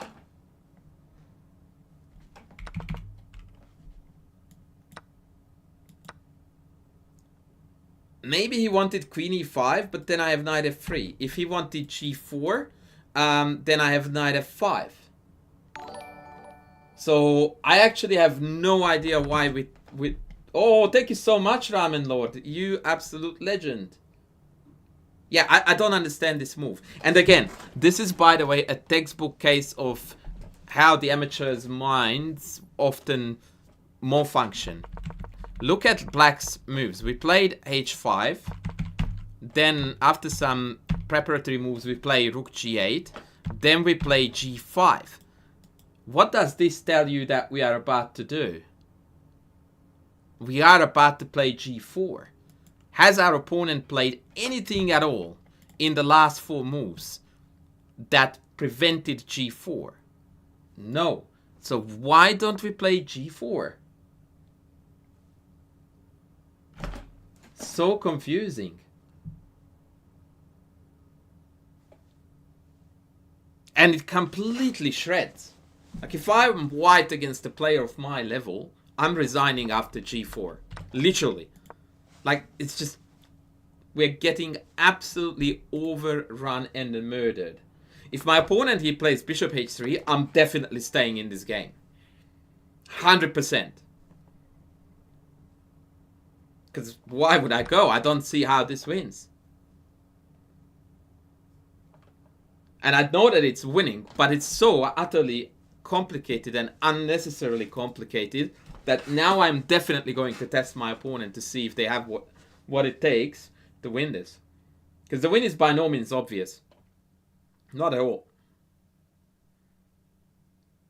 Okay, let's see how the game went. Yep. Very good. This is the win, by the way. So kudos to you for finding these moves. Now we are threatening to take. Ooh. Okay. Few engine moves are being played here by white. Very good. So they had to sack the piece back here with knight e5 because otherwise queen h3 and g4 would have been carnage. That was very well played by you, by the way, 4y. That is sexy stuff. You went the scenic route, but because of you had it all covered, I dig it. I really dig it. Yep, castle's very good. Very good chess. f5, please. Yep, very good. g4, please. Very good. And now g3 is one of the many ways to win, but rook h8 looks also very good. That too. Knight f3. Yeah, I dig it. Yep. Yep. And knight h4, rook h8, you name it. Yep.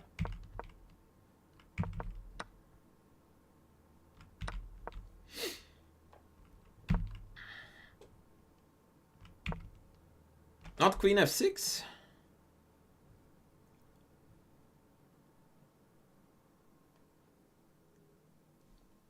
Okay.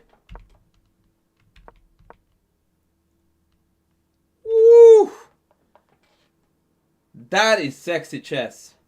That is very sexy chess.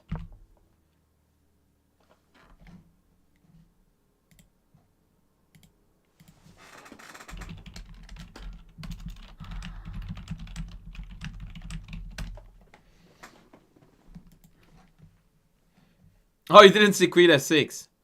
But you did see queen h8. Okay. I mean, it made it better for f4 because now after queen takes, there is no queen trade. This is a genius pawn break. I love it. The idea being that if queen takes, then we now get to occupy the f file and attack f2.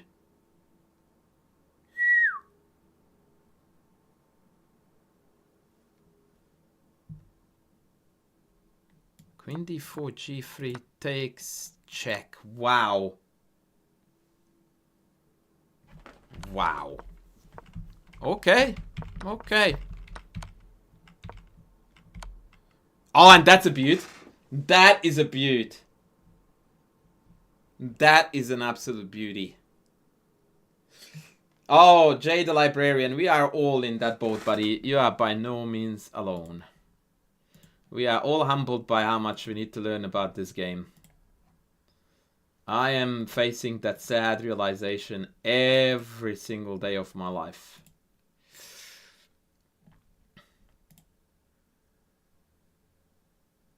Okay, ladies. This was a marvelous game by 4Y. How hard is it to get 2000 rating when you are at 1500? I don't know. Since your question is related to Blitz, I don't know because I don't care about Blitz too much because it's too short a time control for it to be about chess. It's too much about the clock. I generally dislike Blitz goals for that exact reason. I don't know.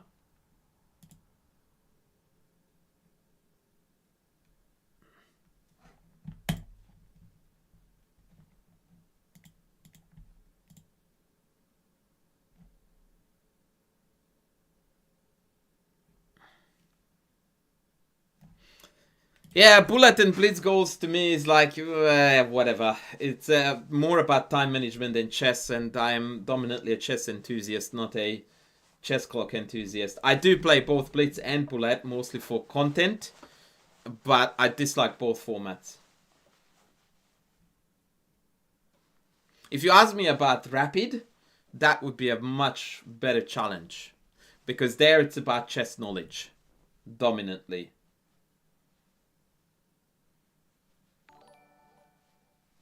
Yeah, the lower the time control, the greater the chance that you can cause upsets. Alright, if I played 100 bullet games against Magnus, there is a strong chance I would catch him at least once. If I played 100 long time control games against Magnus, there is 100% certainty that I'm not winning a single game. Not even close. And so the greater the time control, the more it's about chess and your skills in chess.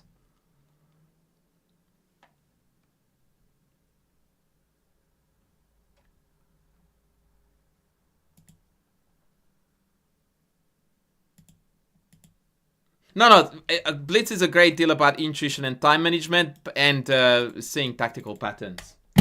All right, do you want guys to play a few games against the streamer, or would you like me to engage in something else? We have got about half an hour left.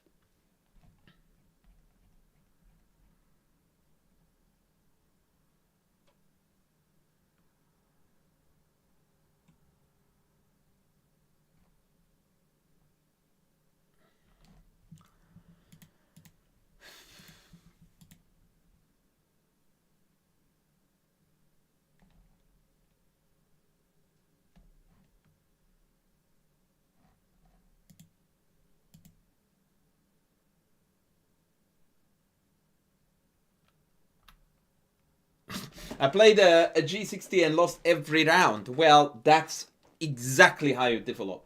That is your ultimate way to chess improvement.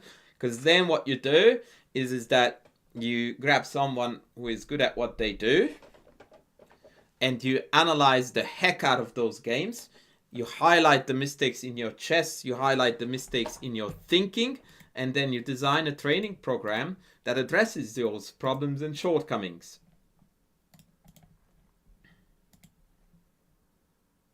So paradoxically, playing a tournament where you lose more games than you win is one of the most efficient ways to actually improve in chess, because those losses will tell you what you're doing wrong in chess.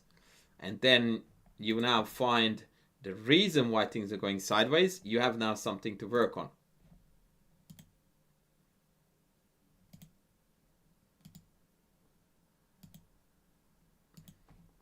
Thank you, Mr. Landau.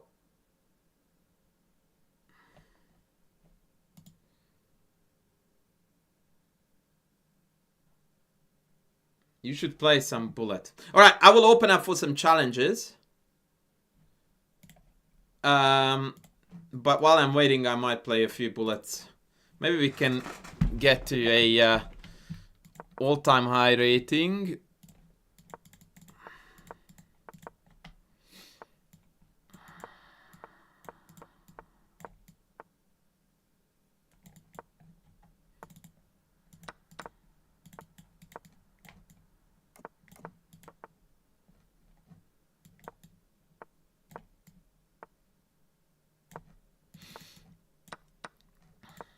Let's not allow f5. h5 I don't really care about, I think. Maybe I should. Queen trade is the idea if I can help it. Now a4 is the idea. a4, a3. Knight e5 doesn't impact us too badly. Ah! Damn it!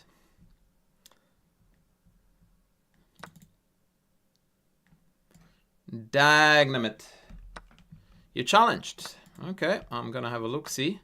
Ooh, hello. Okay. Okay. Oh, knight c4.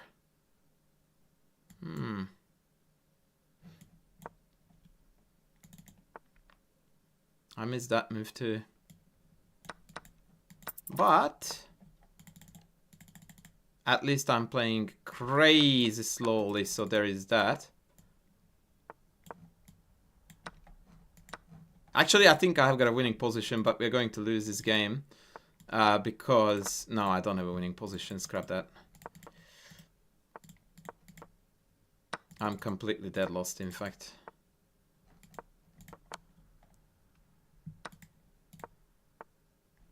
Yeah, too good. Damien Rice, hey, hey, hey.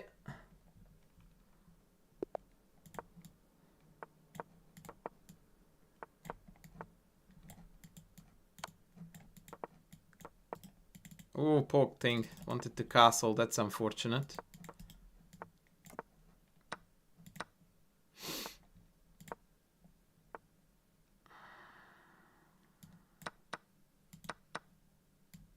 Oh, bishop here. Oh, rather queen there. Oh, it's bishop h2. There are a few tricks here that I need to be mindful of.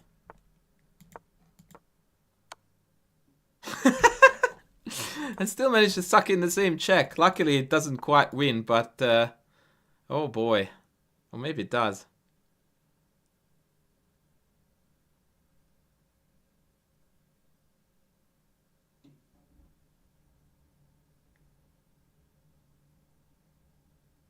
Oh man, this is embarrassing.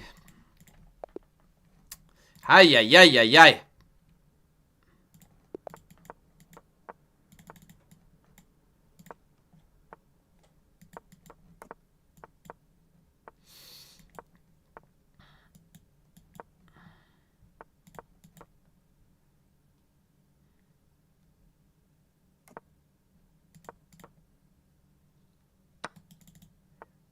Oof! Really? e4. Okay. That's an interesting idea. to say the least. As is b5, by the way. I have no idea what this guy's doing now.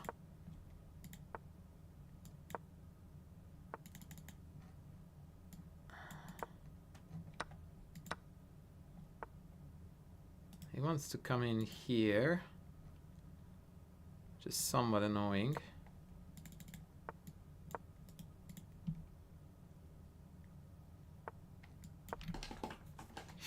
And I'm trying to act like I have a mate, which I very clearly do not. I blundered this pawn, but we'll act like we saw that. Oh. That's annoying.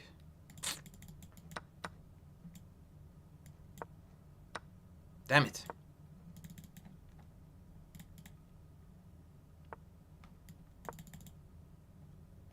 Yeah, this is not going well, unfortunately. Oh, okay. I mean, this is hanging. Let's go here.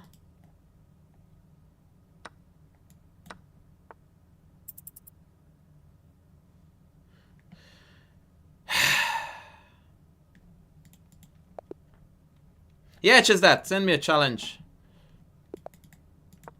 I'm tilting hard.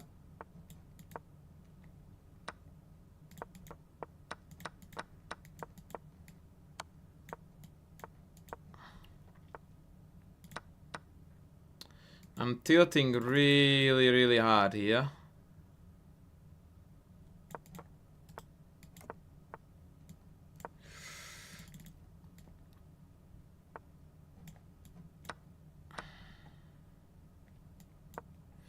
D5. Oh. Okay.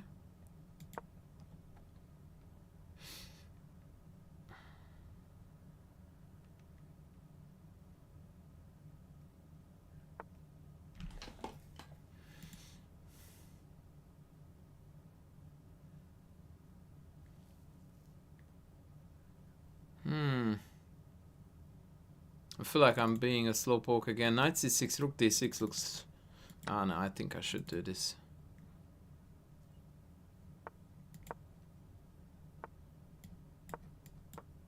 I shouldn't have, apparently. This guy is so incredibly fast. It's crazy. Or rather, it's crazy how slow I am.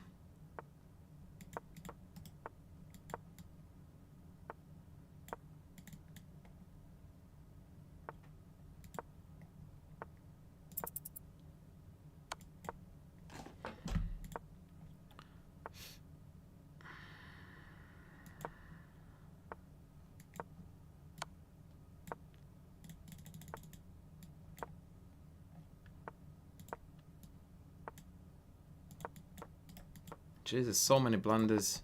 That was a slip.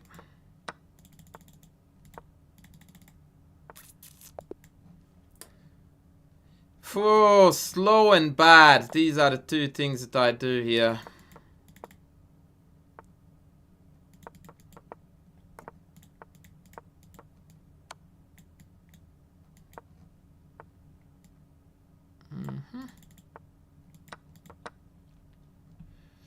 Slow and bad.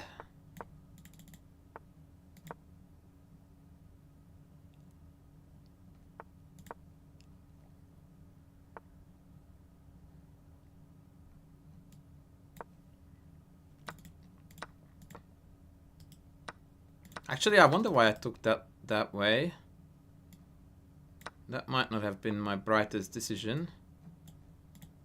Okay, let's go here. Let's go here. Let's go here. And I hit my position again.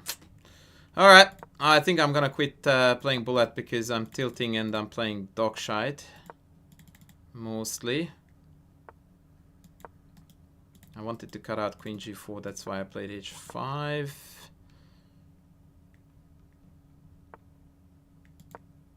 Knight g3 maybe? Yeah.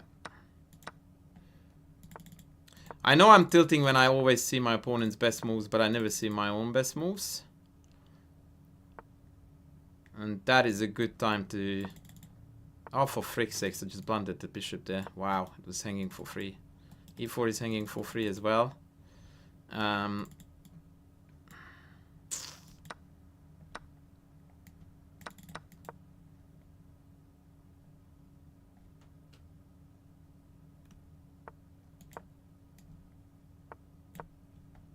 Ha! That's cute too, but not really, is it?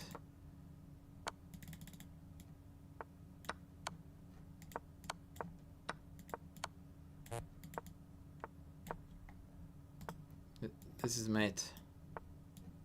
Oh no, it's not yet.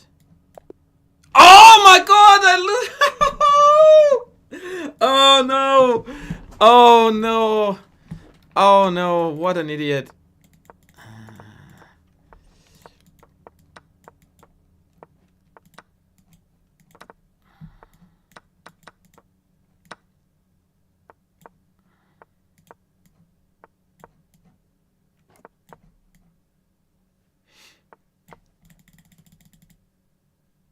Okay, send me challenges. Send me challenges. I get the message. What is my move here? Rook up, maybe? I promise you this is last.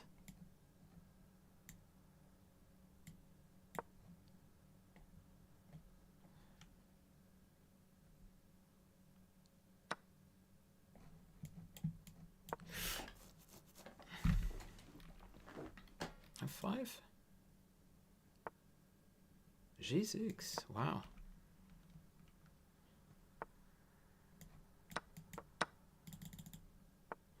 Please, dear God, make me win this.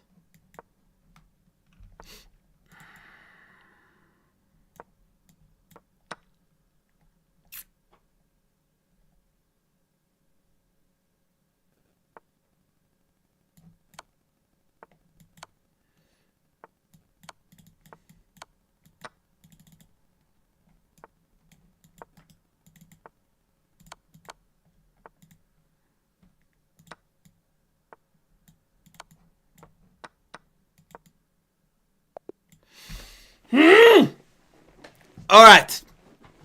Now I've got 0 challenges coming in for the record.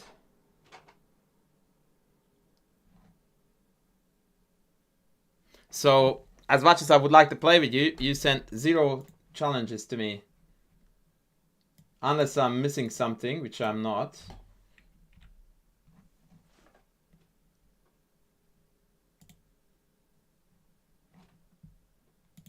Send challenges now. I am keenly awaiting. Let's go. Nope. Still nothing. Still nothing. I didn't see any challenges coming in, by the way, but maybe they get erased when I accept a different challenge. I don't know.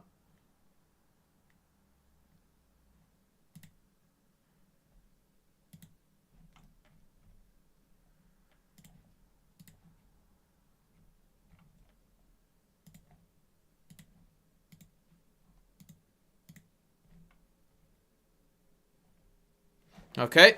Apparently no one wants to play. Okay, I did get challenges. Alright, random chess guy. Let's go, baby. The only one. Okay, here we go.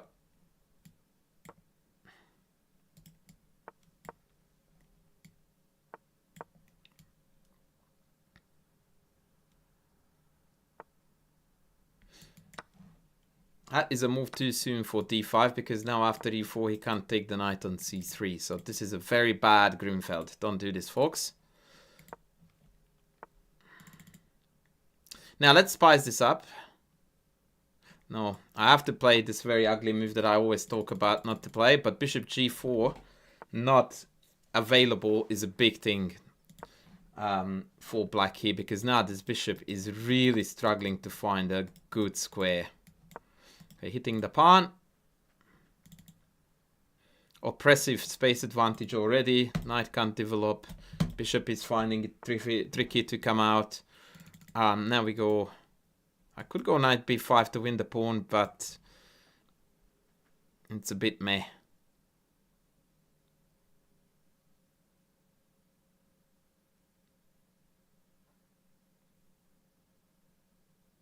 Ah, let's go. Let's go. And let's go. Let's go back home. I'm aware of the fact that this is hanging. In fact, if given the opportunity, which we weren't, I would have sacrificed the exchange. Let's go back. We keep the d4 square for the other knight. Now, again, you see that this is way too jammed and crammed. It can't develop. Yep. Actually, nah, let's trade this. Develop, develop. Keep it simple, folks. Keep it simple.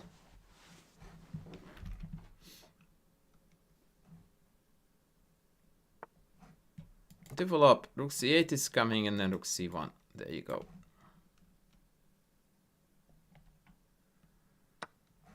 Very bad move. Do not ever give up bishop for knight unless you are forced to do so in open positions like this one, especially not a fianchetto bishop that was also responsible of guarding the dark squares around your king. Now this king is really feeling the heat, and if I can get the queen around, trouble will ensue. So let's, in that spirit, trade this, so that we have opposite colored bishops, which means that whatever threats I create on the dark squares, they are not going to be able to defend that with their opposite colored bishop. Now queen f6 will only be able, queen h6 can only be met by f6, and then we can play e5 to try to crack the diagonal open anyway. Let's go. Take. That was their only way to avoid the immediate drama to second exchange. Not a bad choice, by the way. That one looks very sus, though. They needed to take d4. The central pawn was far more important. Now we are going to play d6 to undermine these pawns, I think. Also e6? Wait up, e6 might win by force. Rook takes. Rook takes. Bishop e8. Rook c8. Queen h4. d6 takes. Rook c7 and mate. That's beautiful. Okay. Check this out. This is how this game is gonna go. Take, bishop back, rook down here. Never mind.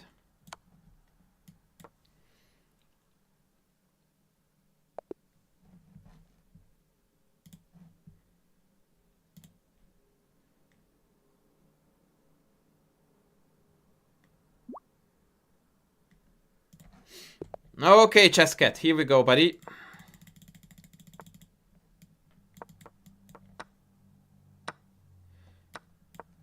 Don't do that. Instead, play knight f6 and take it back with the knight. Okay, now this is... yeah, let's go and have some fun. Let's go and have some fun. Let's go and have some fun. Wanted to play knight e5, but he can take that. Meanie. Okay, let's go here. Mr. Ohio, how are you going, man? Let's go here, hit this, hit this. Be ready to castle. This exchange sack was complete bollocks, by the way.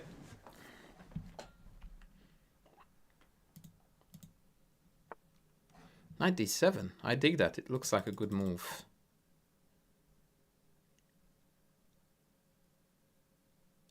Maybe knight g5, just to make this bishop feel a bit funny about itself.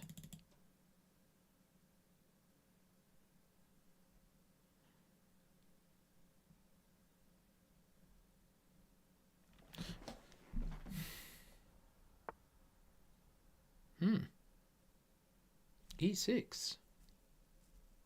Okay. All right, let's develop.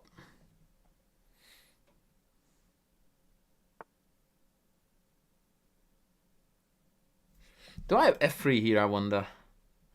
Take, take, take. Castles. Very weird stuff. Or knight e4. And then castles. Yeah, let's try to confuse our esteemed opponent with this. Maybe I'm just confusing myself.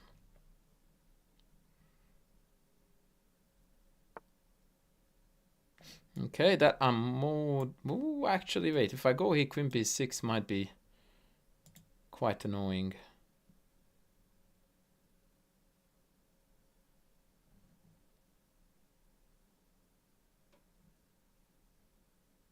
Oh, wow. I had some very cool tactical ideas, but they don't quite work. Okay, we go here.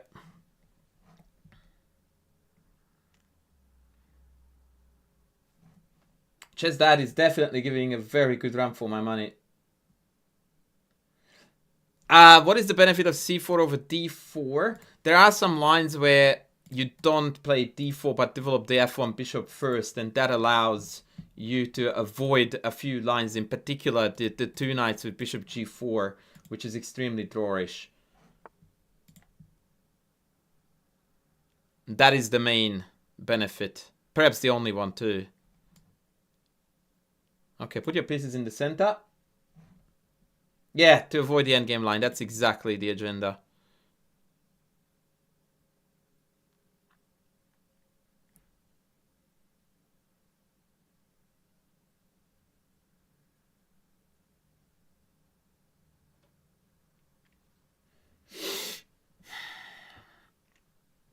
If I want to be very honest, I would say that we are totally dead here. But that move looks very bad.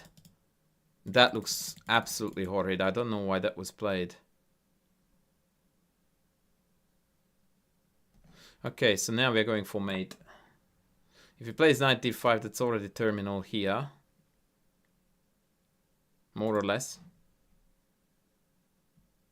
Yeah, they can go e5, but that doesn't really bother me because I'm happy to play that.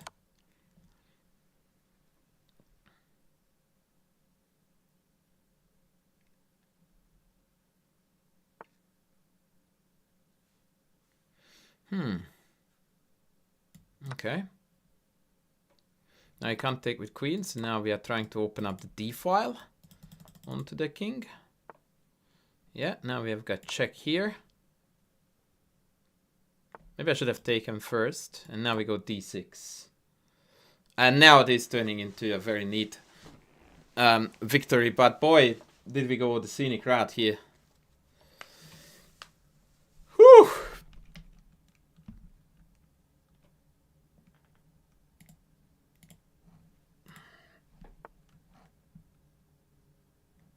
So now d7 just wins the house, but this is hanging for free. Maybe he's gonna play queen f6 and then d7 is mate. That would be a nice finish. Nice-ish finish. Oh no!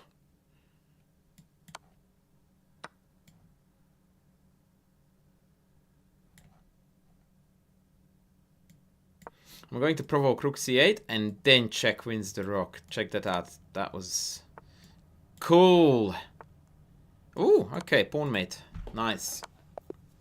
GG! GG! Please only challenge unrated.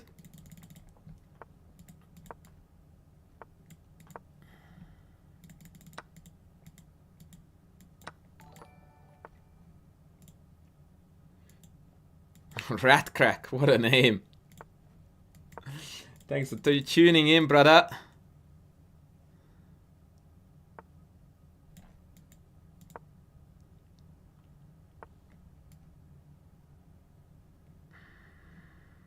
Not sure where to play now.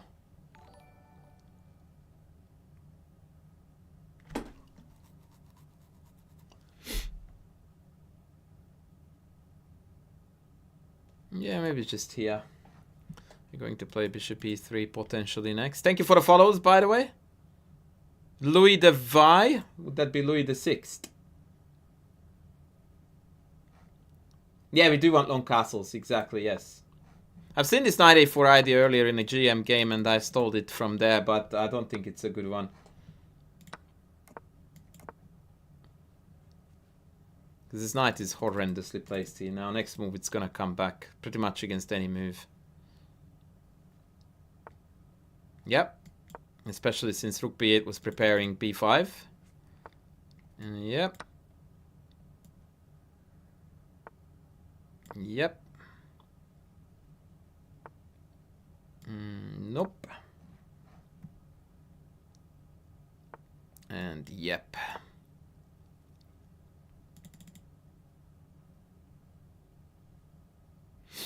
Okay, so now we have got a good chunk of the center in our control. That's a very weird move. You needed to play d6 there, friend.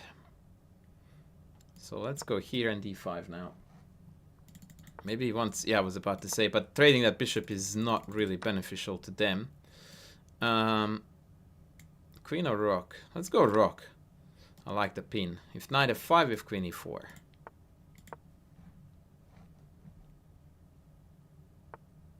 And now we bring the big boy here. g4 would have been maybe even better. But that's our next move against everything.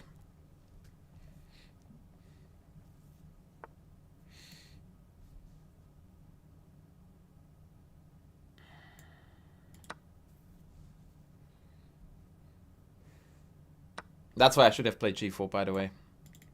But it's fine. It is totally fine. Queen d7 looks like best. And then knight e4, I think. Yeah. Okay, I dig that. Now I deny knight f5. That's hanging, friend. Unfortunate blunder.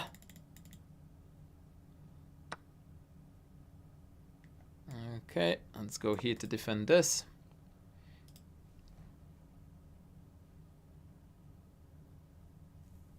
Why not take the pawn? I don't know which pawn you wanted me to take. Yeah, it's just that if you want to play another, send the challenge.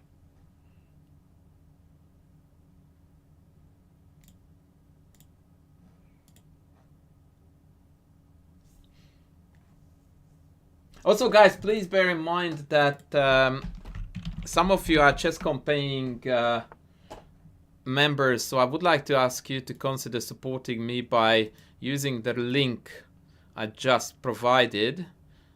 That way I get a cut on your membership thingy mobobby. Knight f2. Cheeky. Knight f2 is the cheeky idea. But then I have... Okay, then this hangs with mate. So maybe it's time to kick.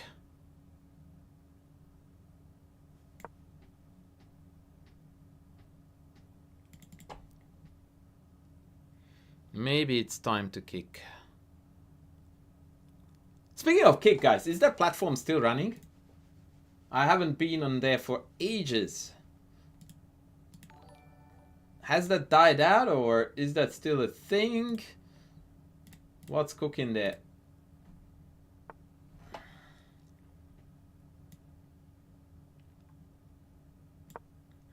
I'm putting this queen here because I want to do some dirt here if the knight moves.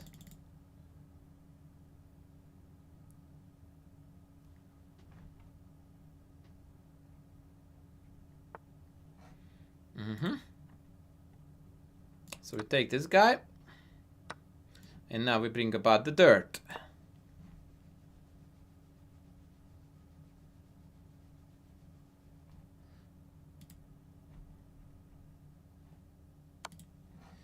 Check, we take. These are the last spite checks. We move out of it. And now the queen has nowhere to go where it would defend g7. GG. Hello, Oti Leumus. Do we know each other? Or we are just assuming a friendship?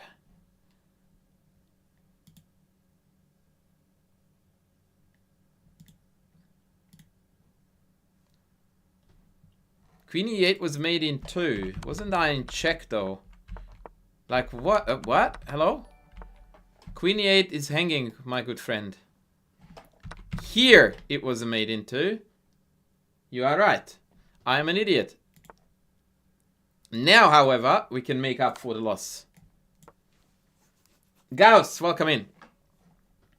Yeah, I missed the mate in 2, which is an ultimate sign that I'm not going to play much more games.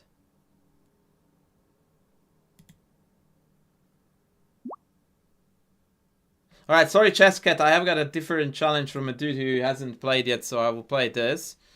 I might have to call it, guys. I might have to call it after this game.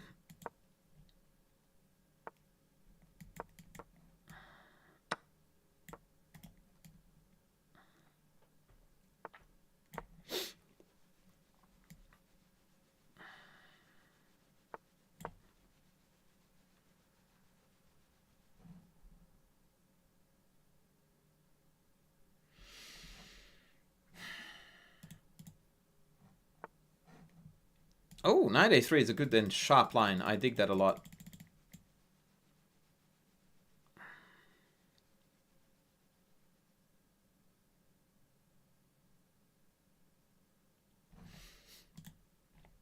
Kudos for playing knight a3.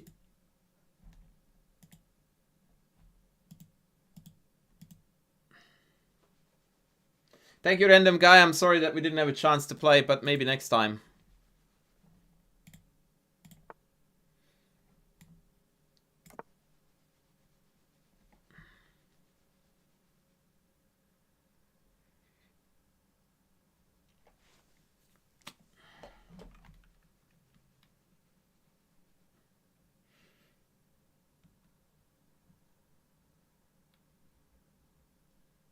Oh yeah, we played already. Lil Hemas, I don't know, man. Like, there are some good chess books that focus on positional chess. Some of them I have reviewed on my YouTube channel, so you can look around there. If you're not sure, this video has a few recommendations. Willem Z, that Dutch dude, has got a book on positional chess. But once again, I did review a fair number of books on my YouTube channel that also have book recommendations. So if I take knight d, yeah, this is good. And then d3 wins next.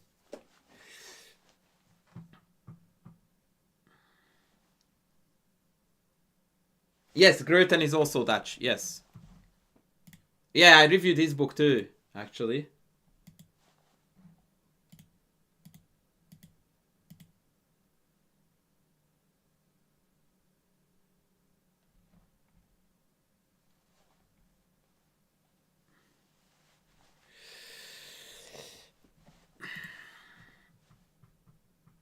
Yeah, the Groten book is really good.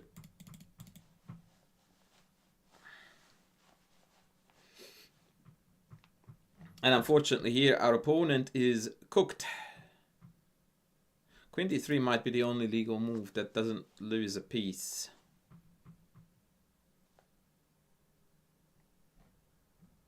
Then take, knight here. Ooh, yeah. That doesn't look good.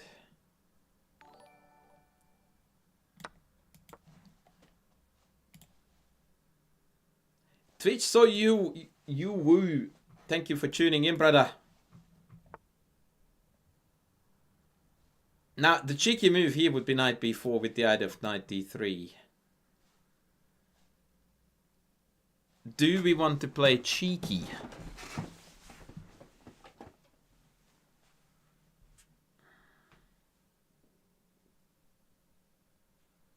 e5 is the most thematic move to open up the bishop. Always play cheeky. No, unfortunately, after queen a4, it kind of backfires, so I don't want to do that.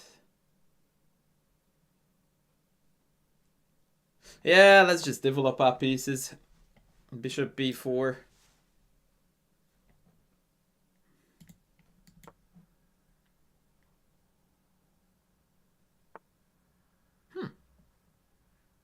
Okay. So now we can take this guy.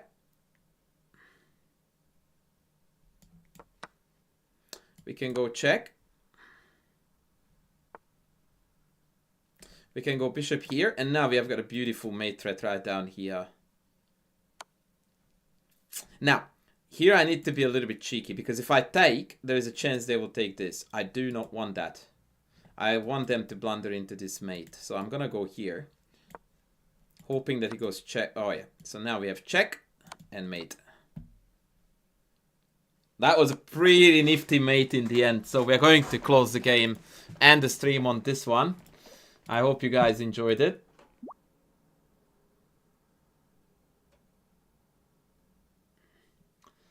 And what I need to do now is to find someone to raid. Let's see who is streaming right now.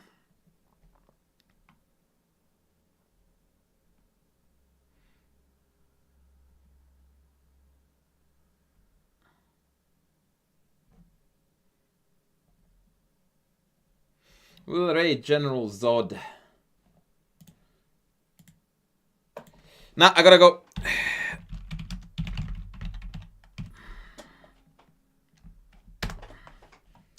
I gotta go, unfortunately.